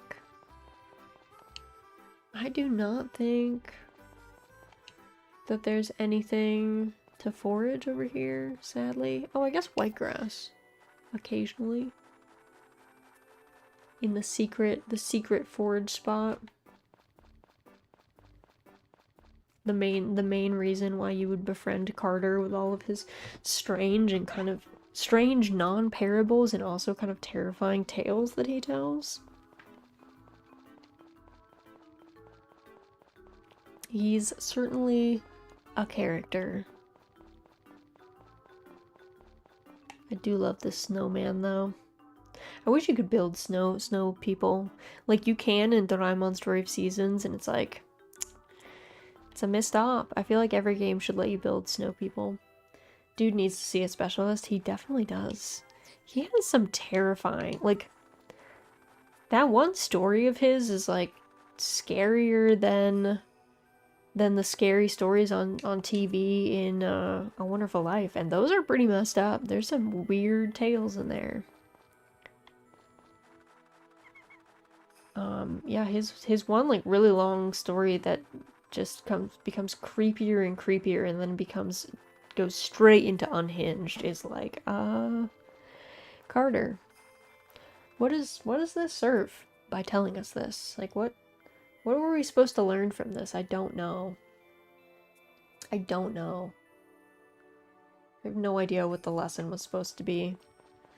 I didn't learn it, so I do think he needs to see a therapist. I feel like he has like really vivid like lucid dreaming, like nightmare things, you know? Like I don't know if that story actually happened to him. I kind of feel like he dreamed it, but he maybe can't tell the difference between dreaming and reality.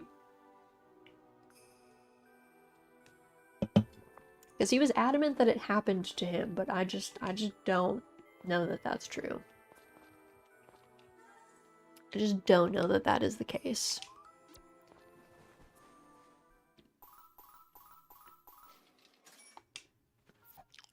Oh, I forgot. I was like, why am I eating paella like right in the morning? Once you cook something, you can eat it for breakfast. I forgot. Alright, tomorrow's weather, light snow. I think it's light snow today too. Maiden Memoirs. The show's kind of creepy. We're gonna avoid that one. We're gonna avoid that one. Alright, we're gonna say hi. Oh my god, our rabbits are so cute. So cute. Whoop. Give me this egg. Alright, everyone's staying inside today again. Cause snow. Cause winter. Alright. Food time. I do love this winter track. It is a very good one.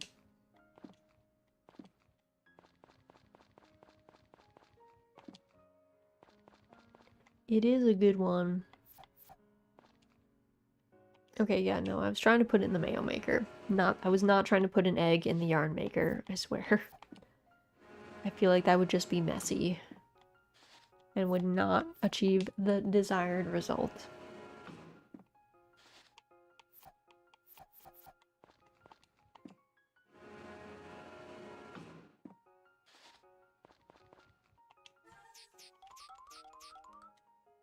Alright. Those friends are all good.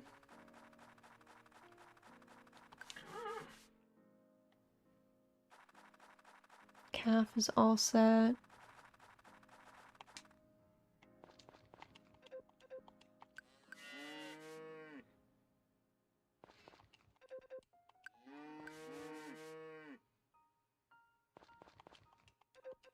I feel like the cows listened to me when I said I wish they would not all clump up. They have been, you know, knock on wood, kind of less clumpy. They have been more spread out. Maybe they heard.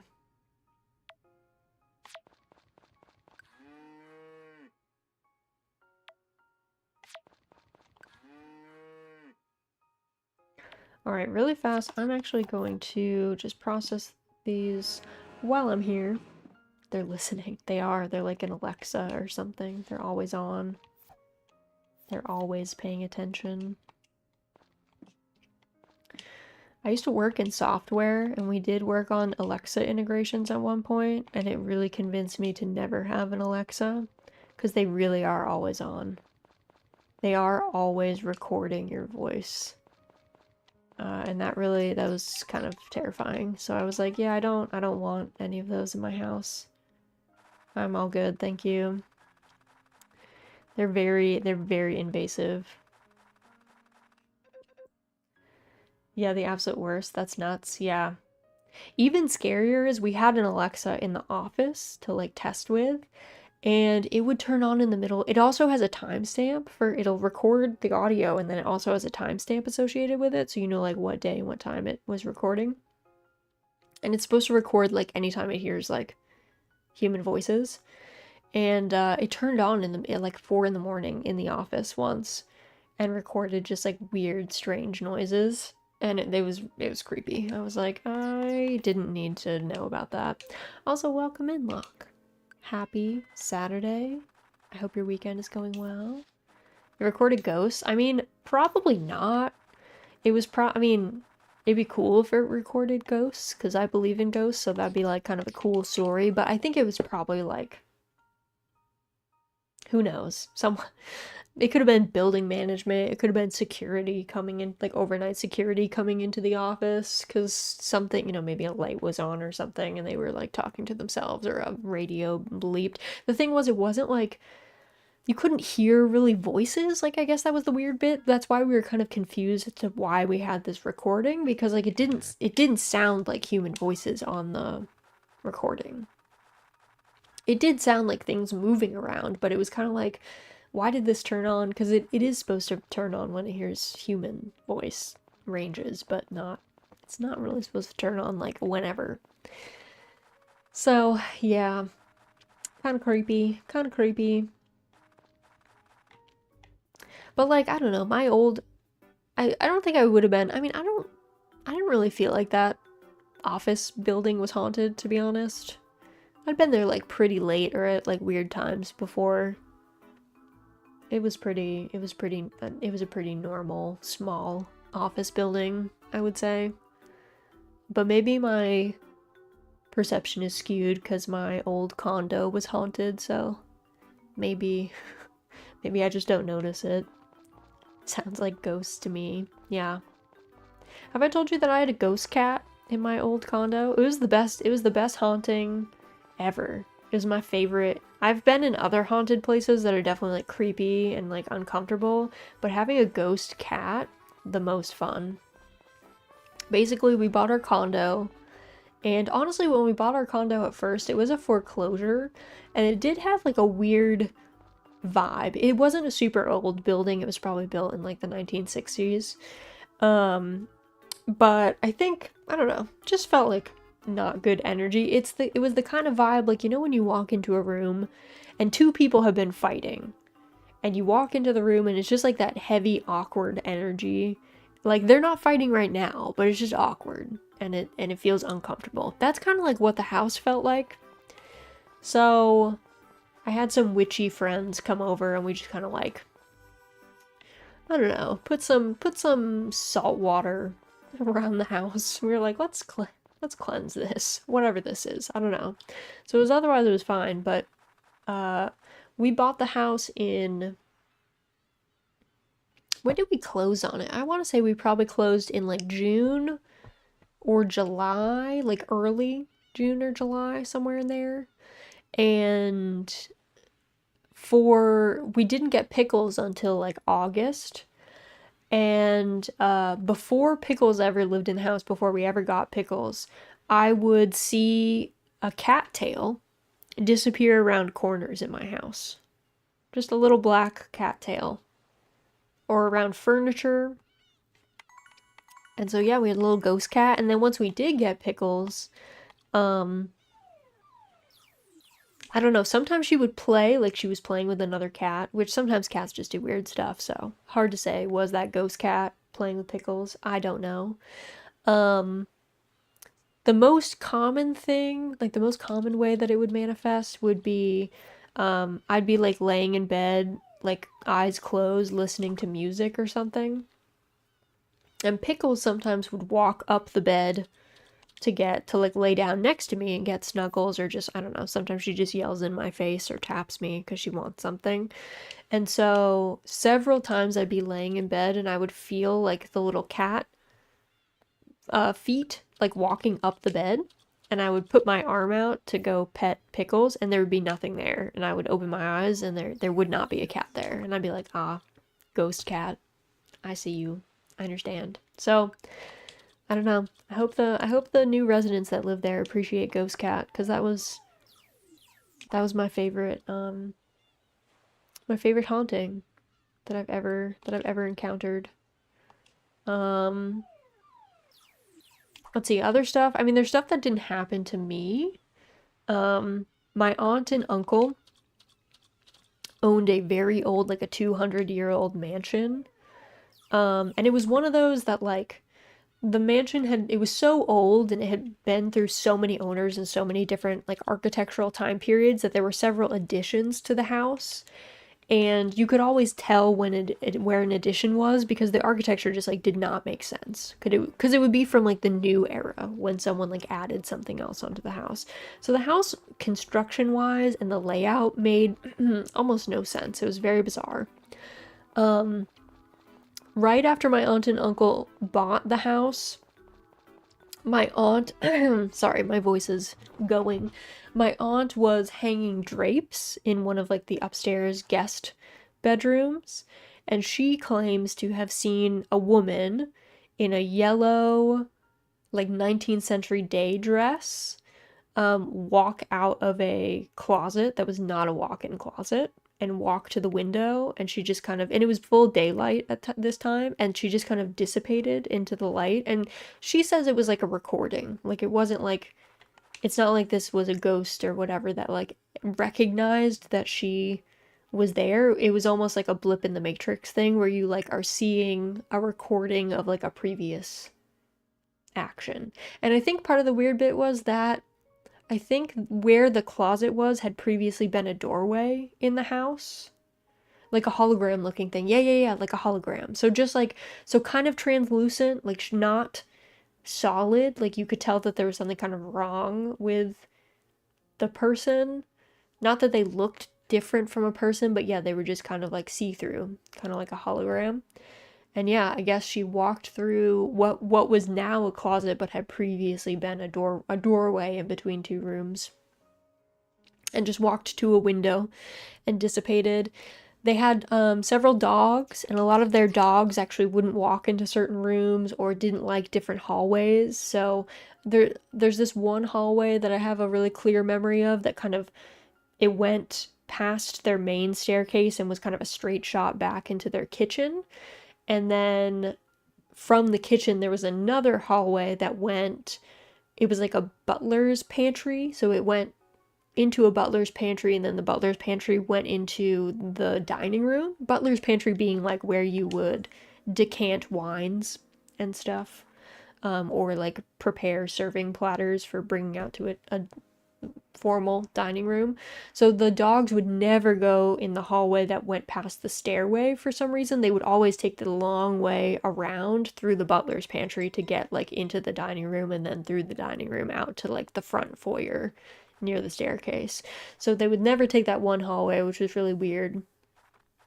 And then I think the most common thing that happened in that house was, also, it doesn't help, my aunt liked to collect antique dolls, antique rocking horses, and antique teddy bears. So you can just imagine kind of, in a house that already seems haunted, I feel like putting those kind of objects in the house is not it.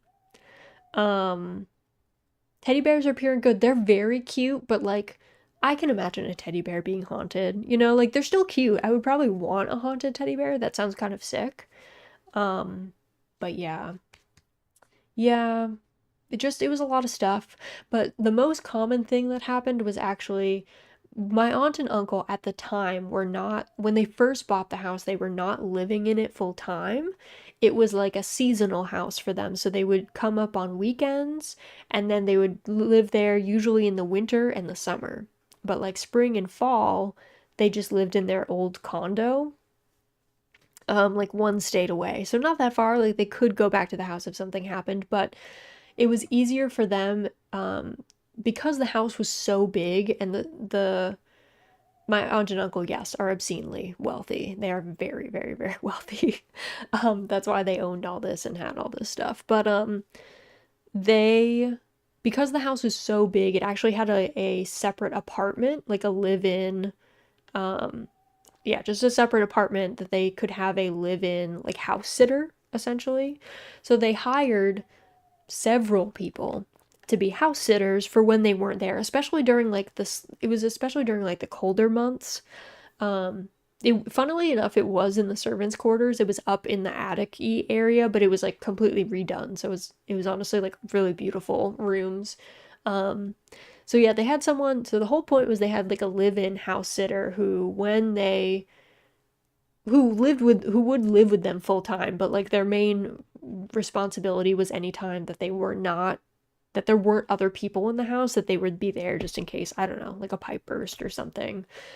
Just having a human in the house if you're going to be gone for like long periods of time.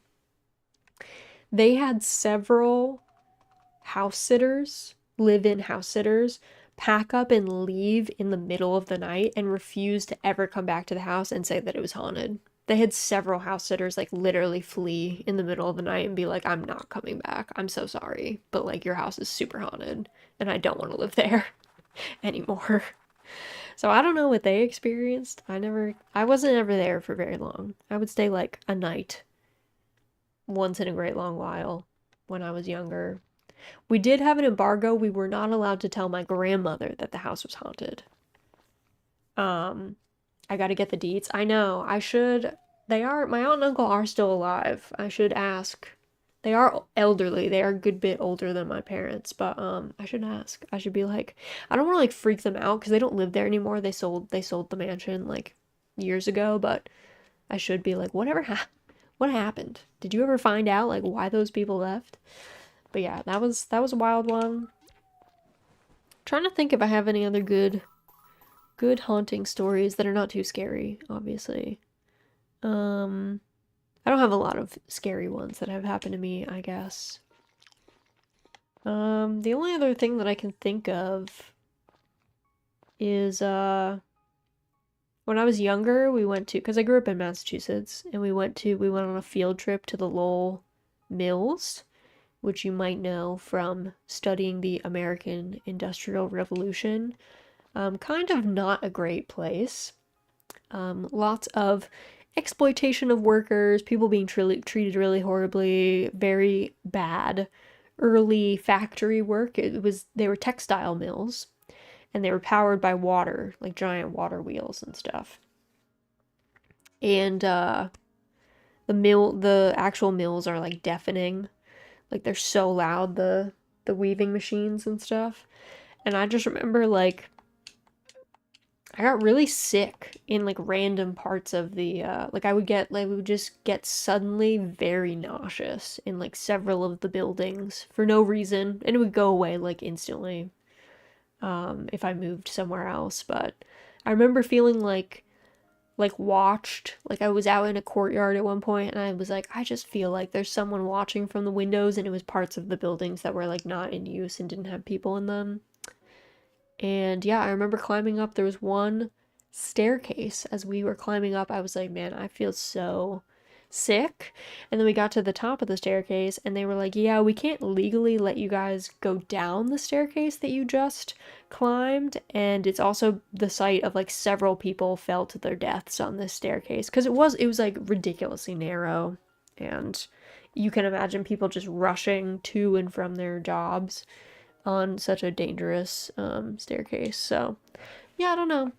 Those maybe that if any place was gonna be haunted, Lowell Mills, 100%. Welcome to this year. Oh, okay. There's a new program. Welcome to this New Year's special program, Snowball Wars. Whack. Snowball hits face. Flop. Person falls over. Drip, drip, drip. Blood seeps out. Contestants, please do not, I repeat, do not put rocks in your snowballs. Whack. Snowball hits face. Grf. Groan of pain. Flop. Person falls over. Drip, drip, drip.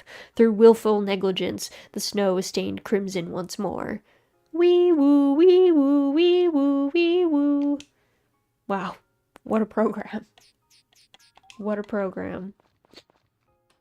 Anyway, so those are my ghost stories on a Sunday afternoon. Hopefully that wasn't too scary. I liked my haunted house though, with my ghost cat. It's funny because I now live in a house that's 200 years old and like it's not haunted. It would be so cool if it was haunted, but it's super not haunted. I don't know if I'm sad about that or like happy about that. I don't know. If it was a cool haunting, I think I'd be fine with it. I don't technically believe in ghosts, but I'm endlessly fascinated by other people's experience. Never experienced anything myself. I think it's a cool concept. I don't know how much like I feel like most haunting stories are probably closest to my aunt's haunting story, where it's just like a recording. I could see that being maybe like the most likely thing, just a weird like time, space, energy thing, where it's like a recording of an action that someone took over and over. It's just like, oops. Oops. We played the wrong thing. But yeah. I like ghost stories. I think ghost story, like normal ghost stories where it's like normal people experiencing it is cool.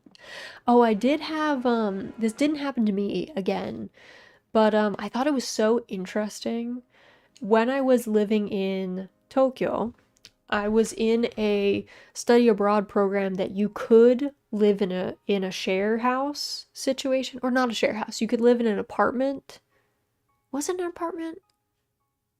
No, it was like a share house dorm situation. You could either live in this like share house slash dorm thing where you had like one room, but there were some central like kitchen areas, or you could live in a homestay. And because I was trying to like make my Japanese better, I ended up living in a homestay, but there were probably only like 15 of us that lived in the homestay, and pretty much everyone else lived in the dorms situation. And I remember one of the dudes in the homestay, he was living with this older Japanese couple. Like they were probably like grandparents' age, so like 60s, 70s at the time. And this was like their retirement thing. They had a big house. They'd had kids who moved out and they just loved having host students with them. So it was like this dude from my program, and he had one other student living with him who wasn't in our program and didn't go to our university. And I remember like I think it was like June or July. So kind of like getting to the midway slash tail end of our, like the second half of our study abroad time. And the second half of the Japanese semester. He had someone new move into his homestay because it was this Korean student who I guess had seen a ghost in his previous homestay. And I just thought it was so interesting that like this dude had gone to his homestay placement agency and was like, my homestay is haunted, I can't live here. And they were just like, okay, no problem, and like moved him. And I just like, it's so funny because where I live in the US, that would not be a reasonable excuse. Like no one, they'd be like, okay, too bad. They would certainly not move you. They would be like, all right, what do you want me to do about it? Work on living with the ghosts, I guess. Too bad. Like, oh, actually, actually, I do have more haunting stories. I don't know why I forgot this. One of the dorms at my university was haunted. I never experienced it myself, but there'd be footsteps up and down the hallways, and it would be loud enough that sometimes people would go out to chastise whoever was walking around at like 3 in the morning, and there would be nobody in the hallway. And it was apparently very creepy because it would be like late at night when people would usually notice it. And then I worked in the costume shop all through theater, sewing costumes for the theater department. And I got paid to do that. So I actually had a key to the costume shop was located in the theater building that actually had the stage and everything. It was upstairs in like a back section of the theater. And I had a key because I liked to work like late at night. So I would let myself in and I would usually work at like usually like 11 p.m. onwards. Sometimes be in there like really late at like 1 or 2 a.m. sometimes. And there was the rumor had it that there was a ghost and her name was Ruth, and she was very active. She would move stuff around. She would make a lot of noise in the theater itself, and because of where the costume shop was, sounds from the theater would really like echo up through the hallway and up through the stairwell into the costume shop. So I remember several times when I was like sewing or like closing up for the night and getting ready to leave, I would be heading out and I would be the only person in the building, and I would hear a bunch of banging coming from the theater, and I'd be like, "Have a good night, Ruth. Hope everything's good by you, girl." So, but that was a kind of chill, a low-key haunting. Horse College had issues because many city kids couldn't stand hearing the housing and the animals outside. Oh, I can understand that. If you're not used to hearing like animal sounds at night, it can be kind of it can be weird. People can get kind of freaked out. I get that. It's the same thing if you go camping and you're like not used to going camping. It's not so much like that sleeping on the ground is uncomfortable and stuff. I mean it is, but it's more like the animal sounds, the sounds of nature outside can be kind of creepy if you're used to just like being in your house or not hearing noises like that. But yeah, I always made sure to tell Ruth hello, let her know I heard her and that I was getting out of her way, and if she wanted to bang around and move things around on set, she could do that. I wasn't here to bother her. It was kind of creepy though. Our laundry room, for when we had to like pre-wash fabrics before we sewed them, was down in the basement in the green rooms area, and I hated having to go down there. That was actually, it was creepy because it was dark. It was kind of grim basement architecture. Also, our costume storage. So we had a lot of costume storage from um just previous productions, but also we had a number of antique garments that had been left behind over the years in like the 100 years since the college had been founded. And we kept our costume storage, a lot of it, especially for pieces that weren't used very often, was in the basement of the haunted dorm. That was a scary spot too. That was a creepy, and that was mainly creepy because it was just like a really old, unfinished basement full of old dresses and strange costumes that we had made over the years. So I remember having to go in there and we were like sorting through different, I don't know, different costumes and shoes. I remember having to dig through hundreds and hundreds of shoes, and I was just like, I don't want to be down here anymore. It was kind of warm out though, so it was like summer, so I kind of appreciated being underground because it was cool, but I was like, ugh, I don't know, this place is creepy.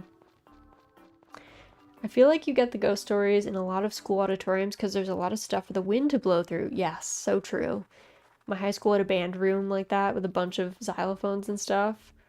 Also, someone died in there, so that helps. Yeah, anytime like someone dies in a space, I feel like 99% of paranormal stories are really just like old architecture, old houses settling, wind whistling through stuff. The wind makes a lot of weird noises. The wind makes a lot of strange noises that you wouldn't think are the wind, but that definitely are.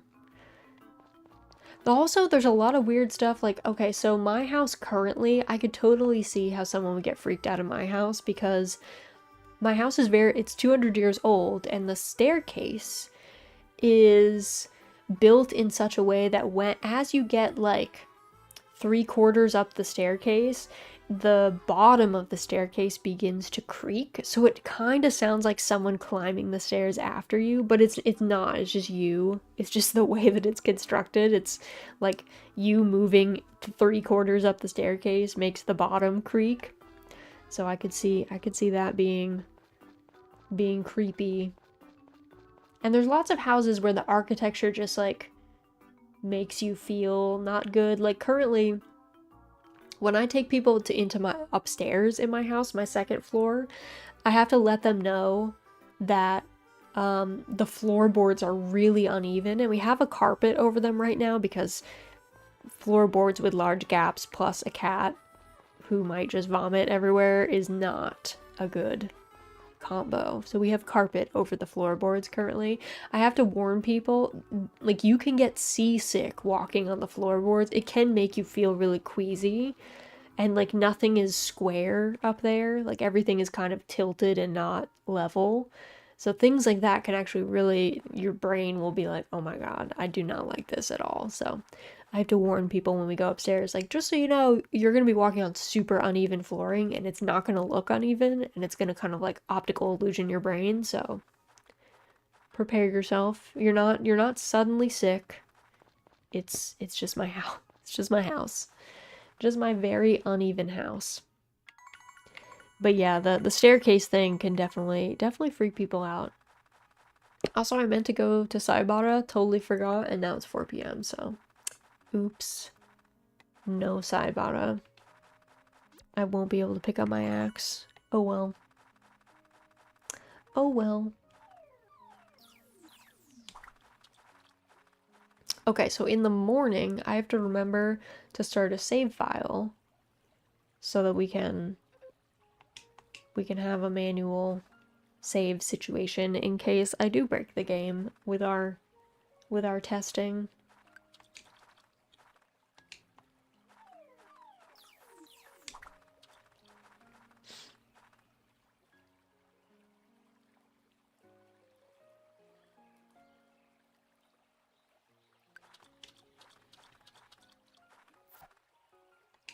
All right, do a little bit of fishing. Get a little extra cash, you know.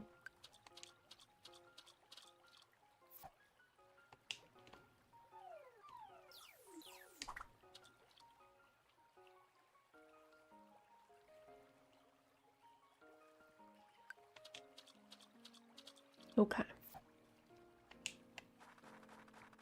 Go drop this off. Did I put calf away is the question.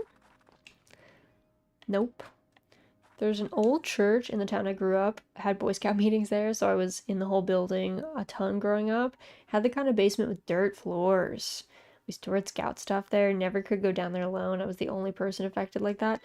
There's just something about those kind of basements. They freak you out. They freak you out. There's just a vibe to them. I get that. I understand. Dirt floor, it's like a catacomb. It is. It's just like, it just feels weird. It feels very, I don't know, basements in general give off weird vibes anyway. So, I'm not shocked. Alright, let's go to bed. Then in the morning I will save. Alright, we are going to write in journal. Just in case we bork things. Just in case. Alright, today is the New Year's stuff. Tomorrow's the mochi bonanza, but do be careful you don't overeat or choke on your mochi. Yeah, I hope we do not perish from eating mochi. Me too, girl. Clouds will clear up overnight, giving the entire region a bright and sunny day to enjoy. Get out there and soak it up, folks. Now, a moment of silence as the bells ring out the old year in their clarion harmony.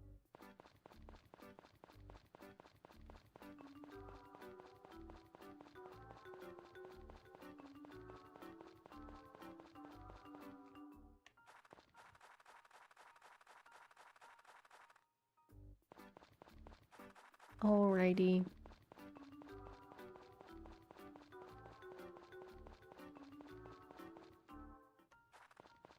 Oh, that's not where I was just zoning out, being like, oh, I should go talk to the sprites at some point.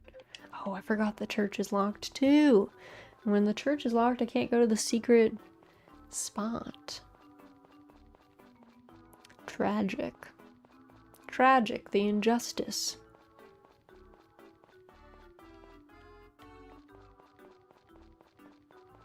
Alrighty.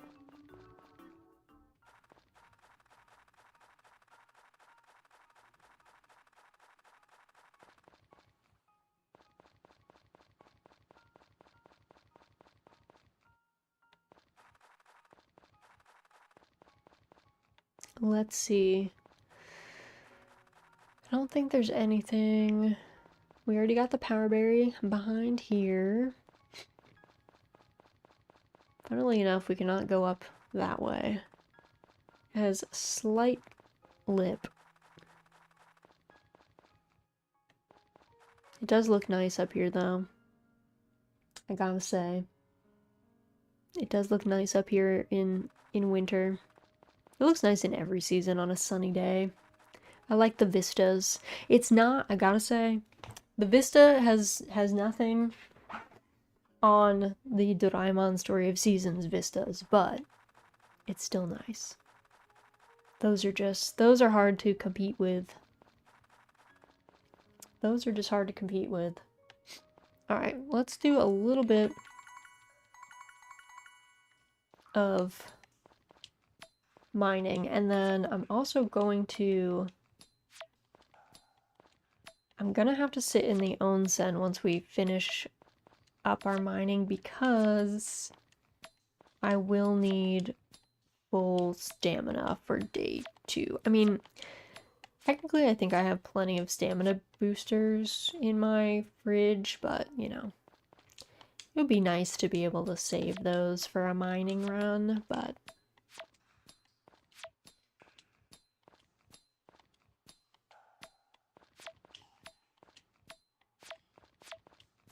Whoops. Oh my god.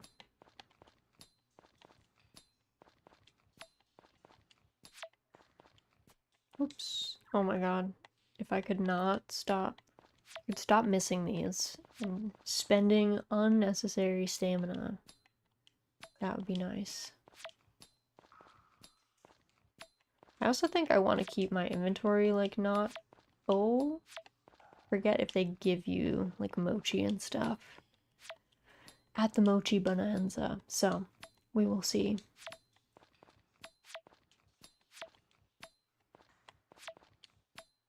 We will see. Pickles is big flopped. Just taking a nice nap in the sunshine on her perch, her window perch.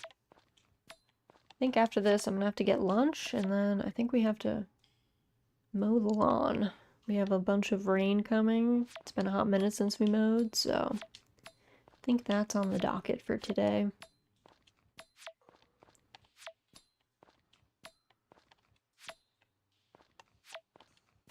Alright. To the onsen. Because I don't think we're gonna sleep for like a bit. So we might as well go all the way up to full. See how we do.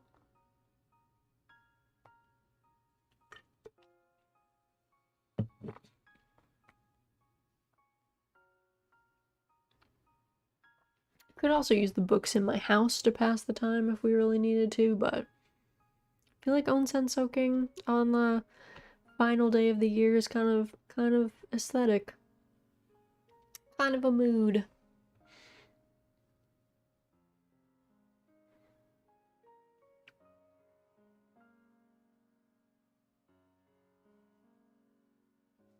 I'm gonna miss this music though. I do like the winter music.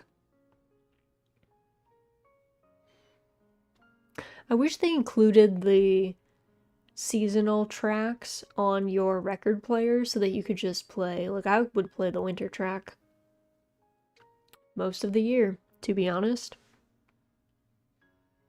I would happily play this track for a while. But instead, the only stuff on the record player are like songs from other Story of Seasons games that you can buy from Van. Alright, let me go drop off. I don't remember. I don't know if Zach comes today, actually. There's no sound test thingy. I don't think so.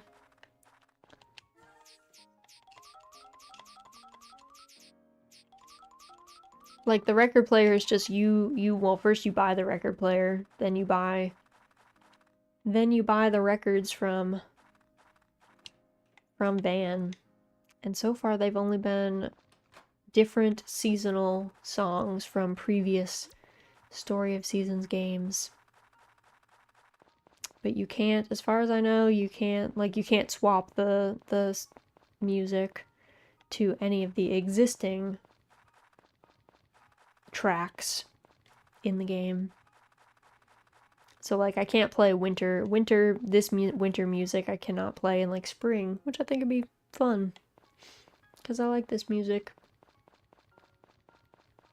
Okay, I think my plan is to stand like here, like the farthest. I think this is the farthest. Here.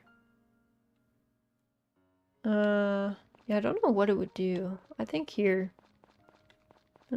Actually, this one might be farther away. Like the farthest from any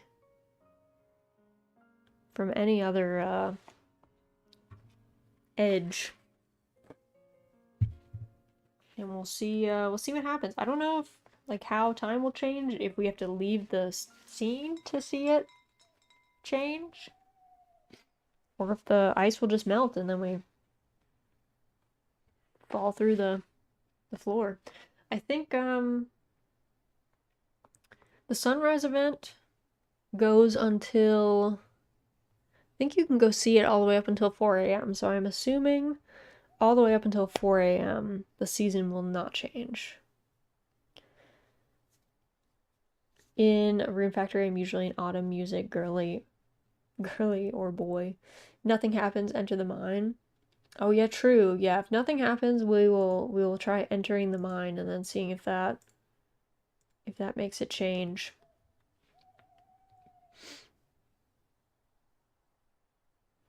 So we'll stay out here until like 4 in the morning. Or maybe like 4:30. And then if nothing happens, we will enter the mine. And then when we exit, we'll see.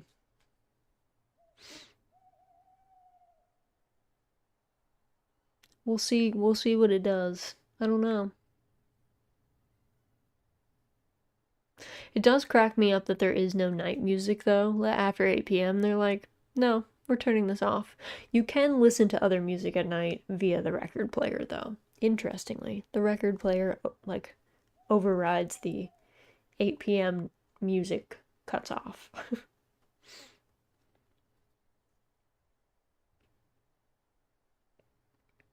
Okay, spring 1, it says.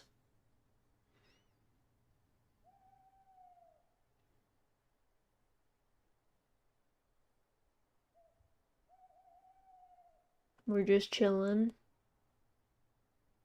I guess we could enter the mine now and see. I don't think it automatically melts. Yeah, I don't think it automatically melts. Because I think I remember, like, scoping out this area last year and it was still snowy. Like, I imagine as you climb the mountain to watch the sunrise event, like, it's still snowy. Otherwise, I feel like that would kind of defeat the purpose of it being like, oh, a new season, something different.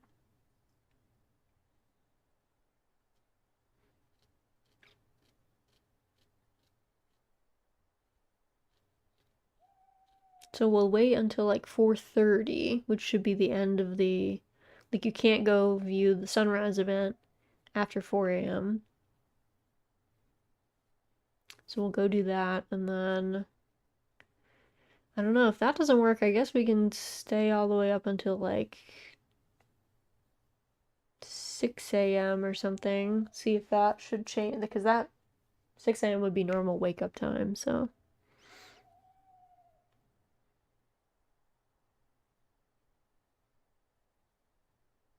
It would be funny if we just fell into the water and got saved by the kappa. That would be pretty cool, but I somehow don't think that's gonna be the case.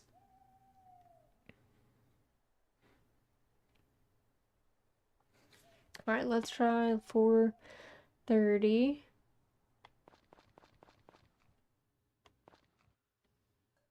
Okay, nope. Kappa meet cute. I know, right? They don't want us to have that. It'd be melting really fast, right? I don't know what happens when we hit like 6 a.m.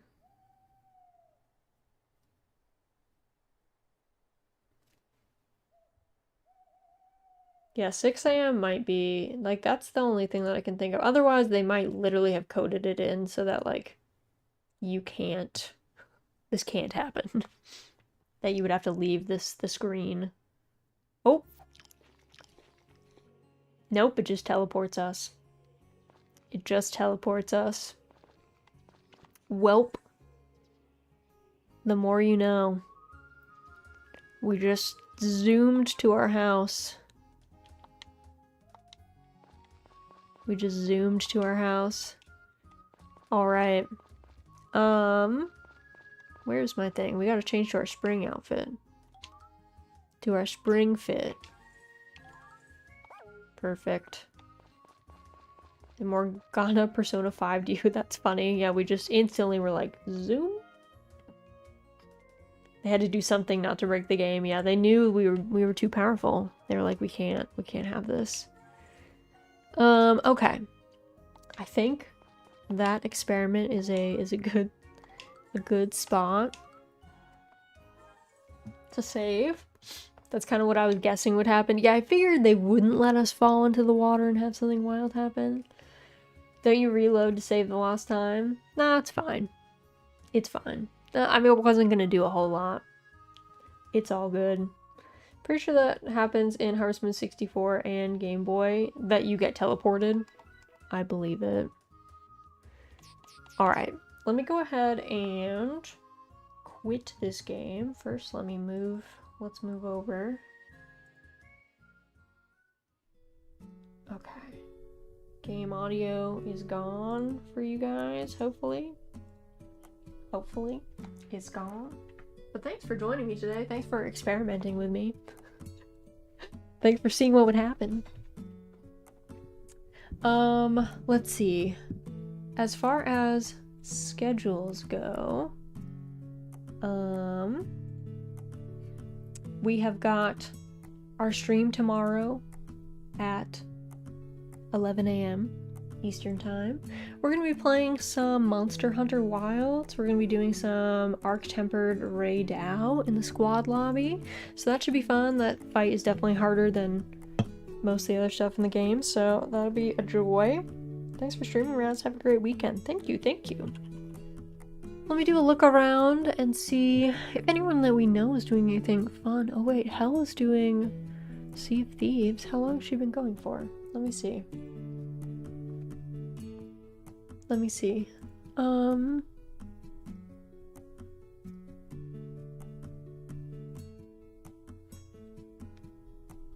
She's vibing. Do you guys... You want to go say hi to Hell doing some Sea of Thieves? I love Sea of Thieves. It's such a fun game. Yeah, I think we should go say hi to Hell. Let me get our raid messages. First raid message is for subscribers. Second one is for everybody else. Before we go, let's all make sure we do a great big stretch. Make sure that we are an uncooked shrimp if you must be a shrimp. Make sure you get a sip of something, doesn't matter what it is. Something's better than nothing if you're like me and you have to get something to eat. My tummy is like big grumbling right now. I hope that you get something very tasty. If you need to get some sleep, I hope you get lots of rest and only have good dreams. Let's make sure that our jaws are nice and unclenched and our brows are unfurrowed. We're gonna go say hello to Hel, who is playing some Sea of Thieves, which is a very fun pirate game. But as always, I hope you all had a fun time hanging out today. Thanks to all the new cottagers, all the old cottagers, all the lurkers, all the chatters. I appreciate you guys. I'm gonna get this raid started, but as always, I hope you all have an excellent rest of your morning, afternoon, or evening, and hopefully get to see you guys again very, very soon.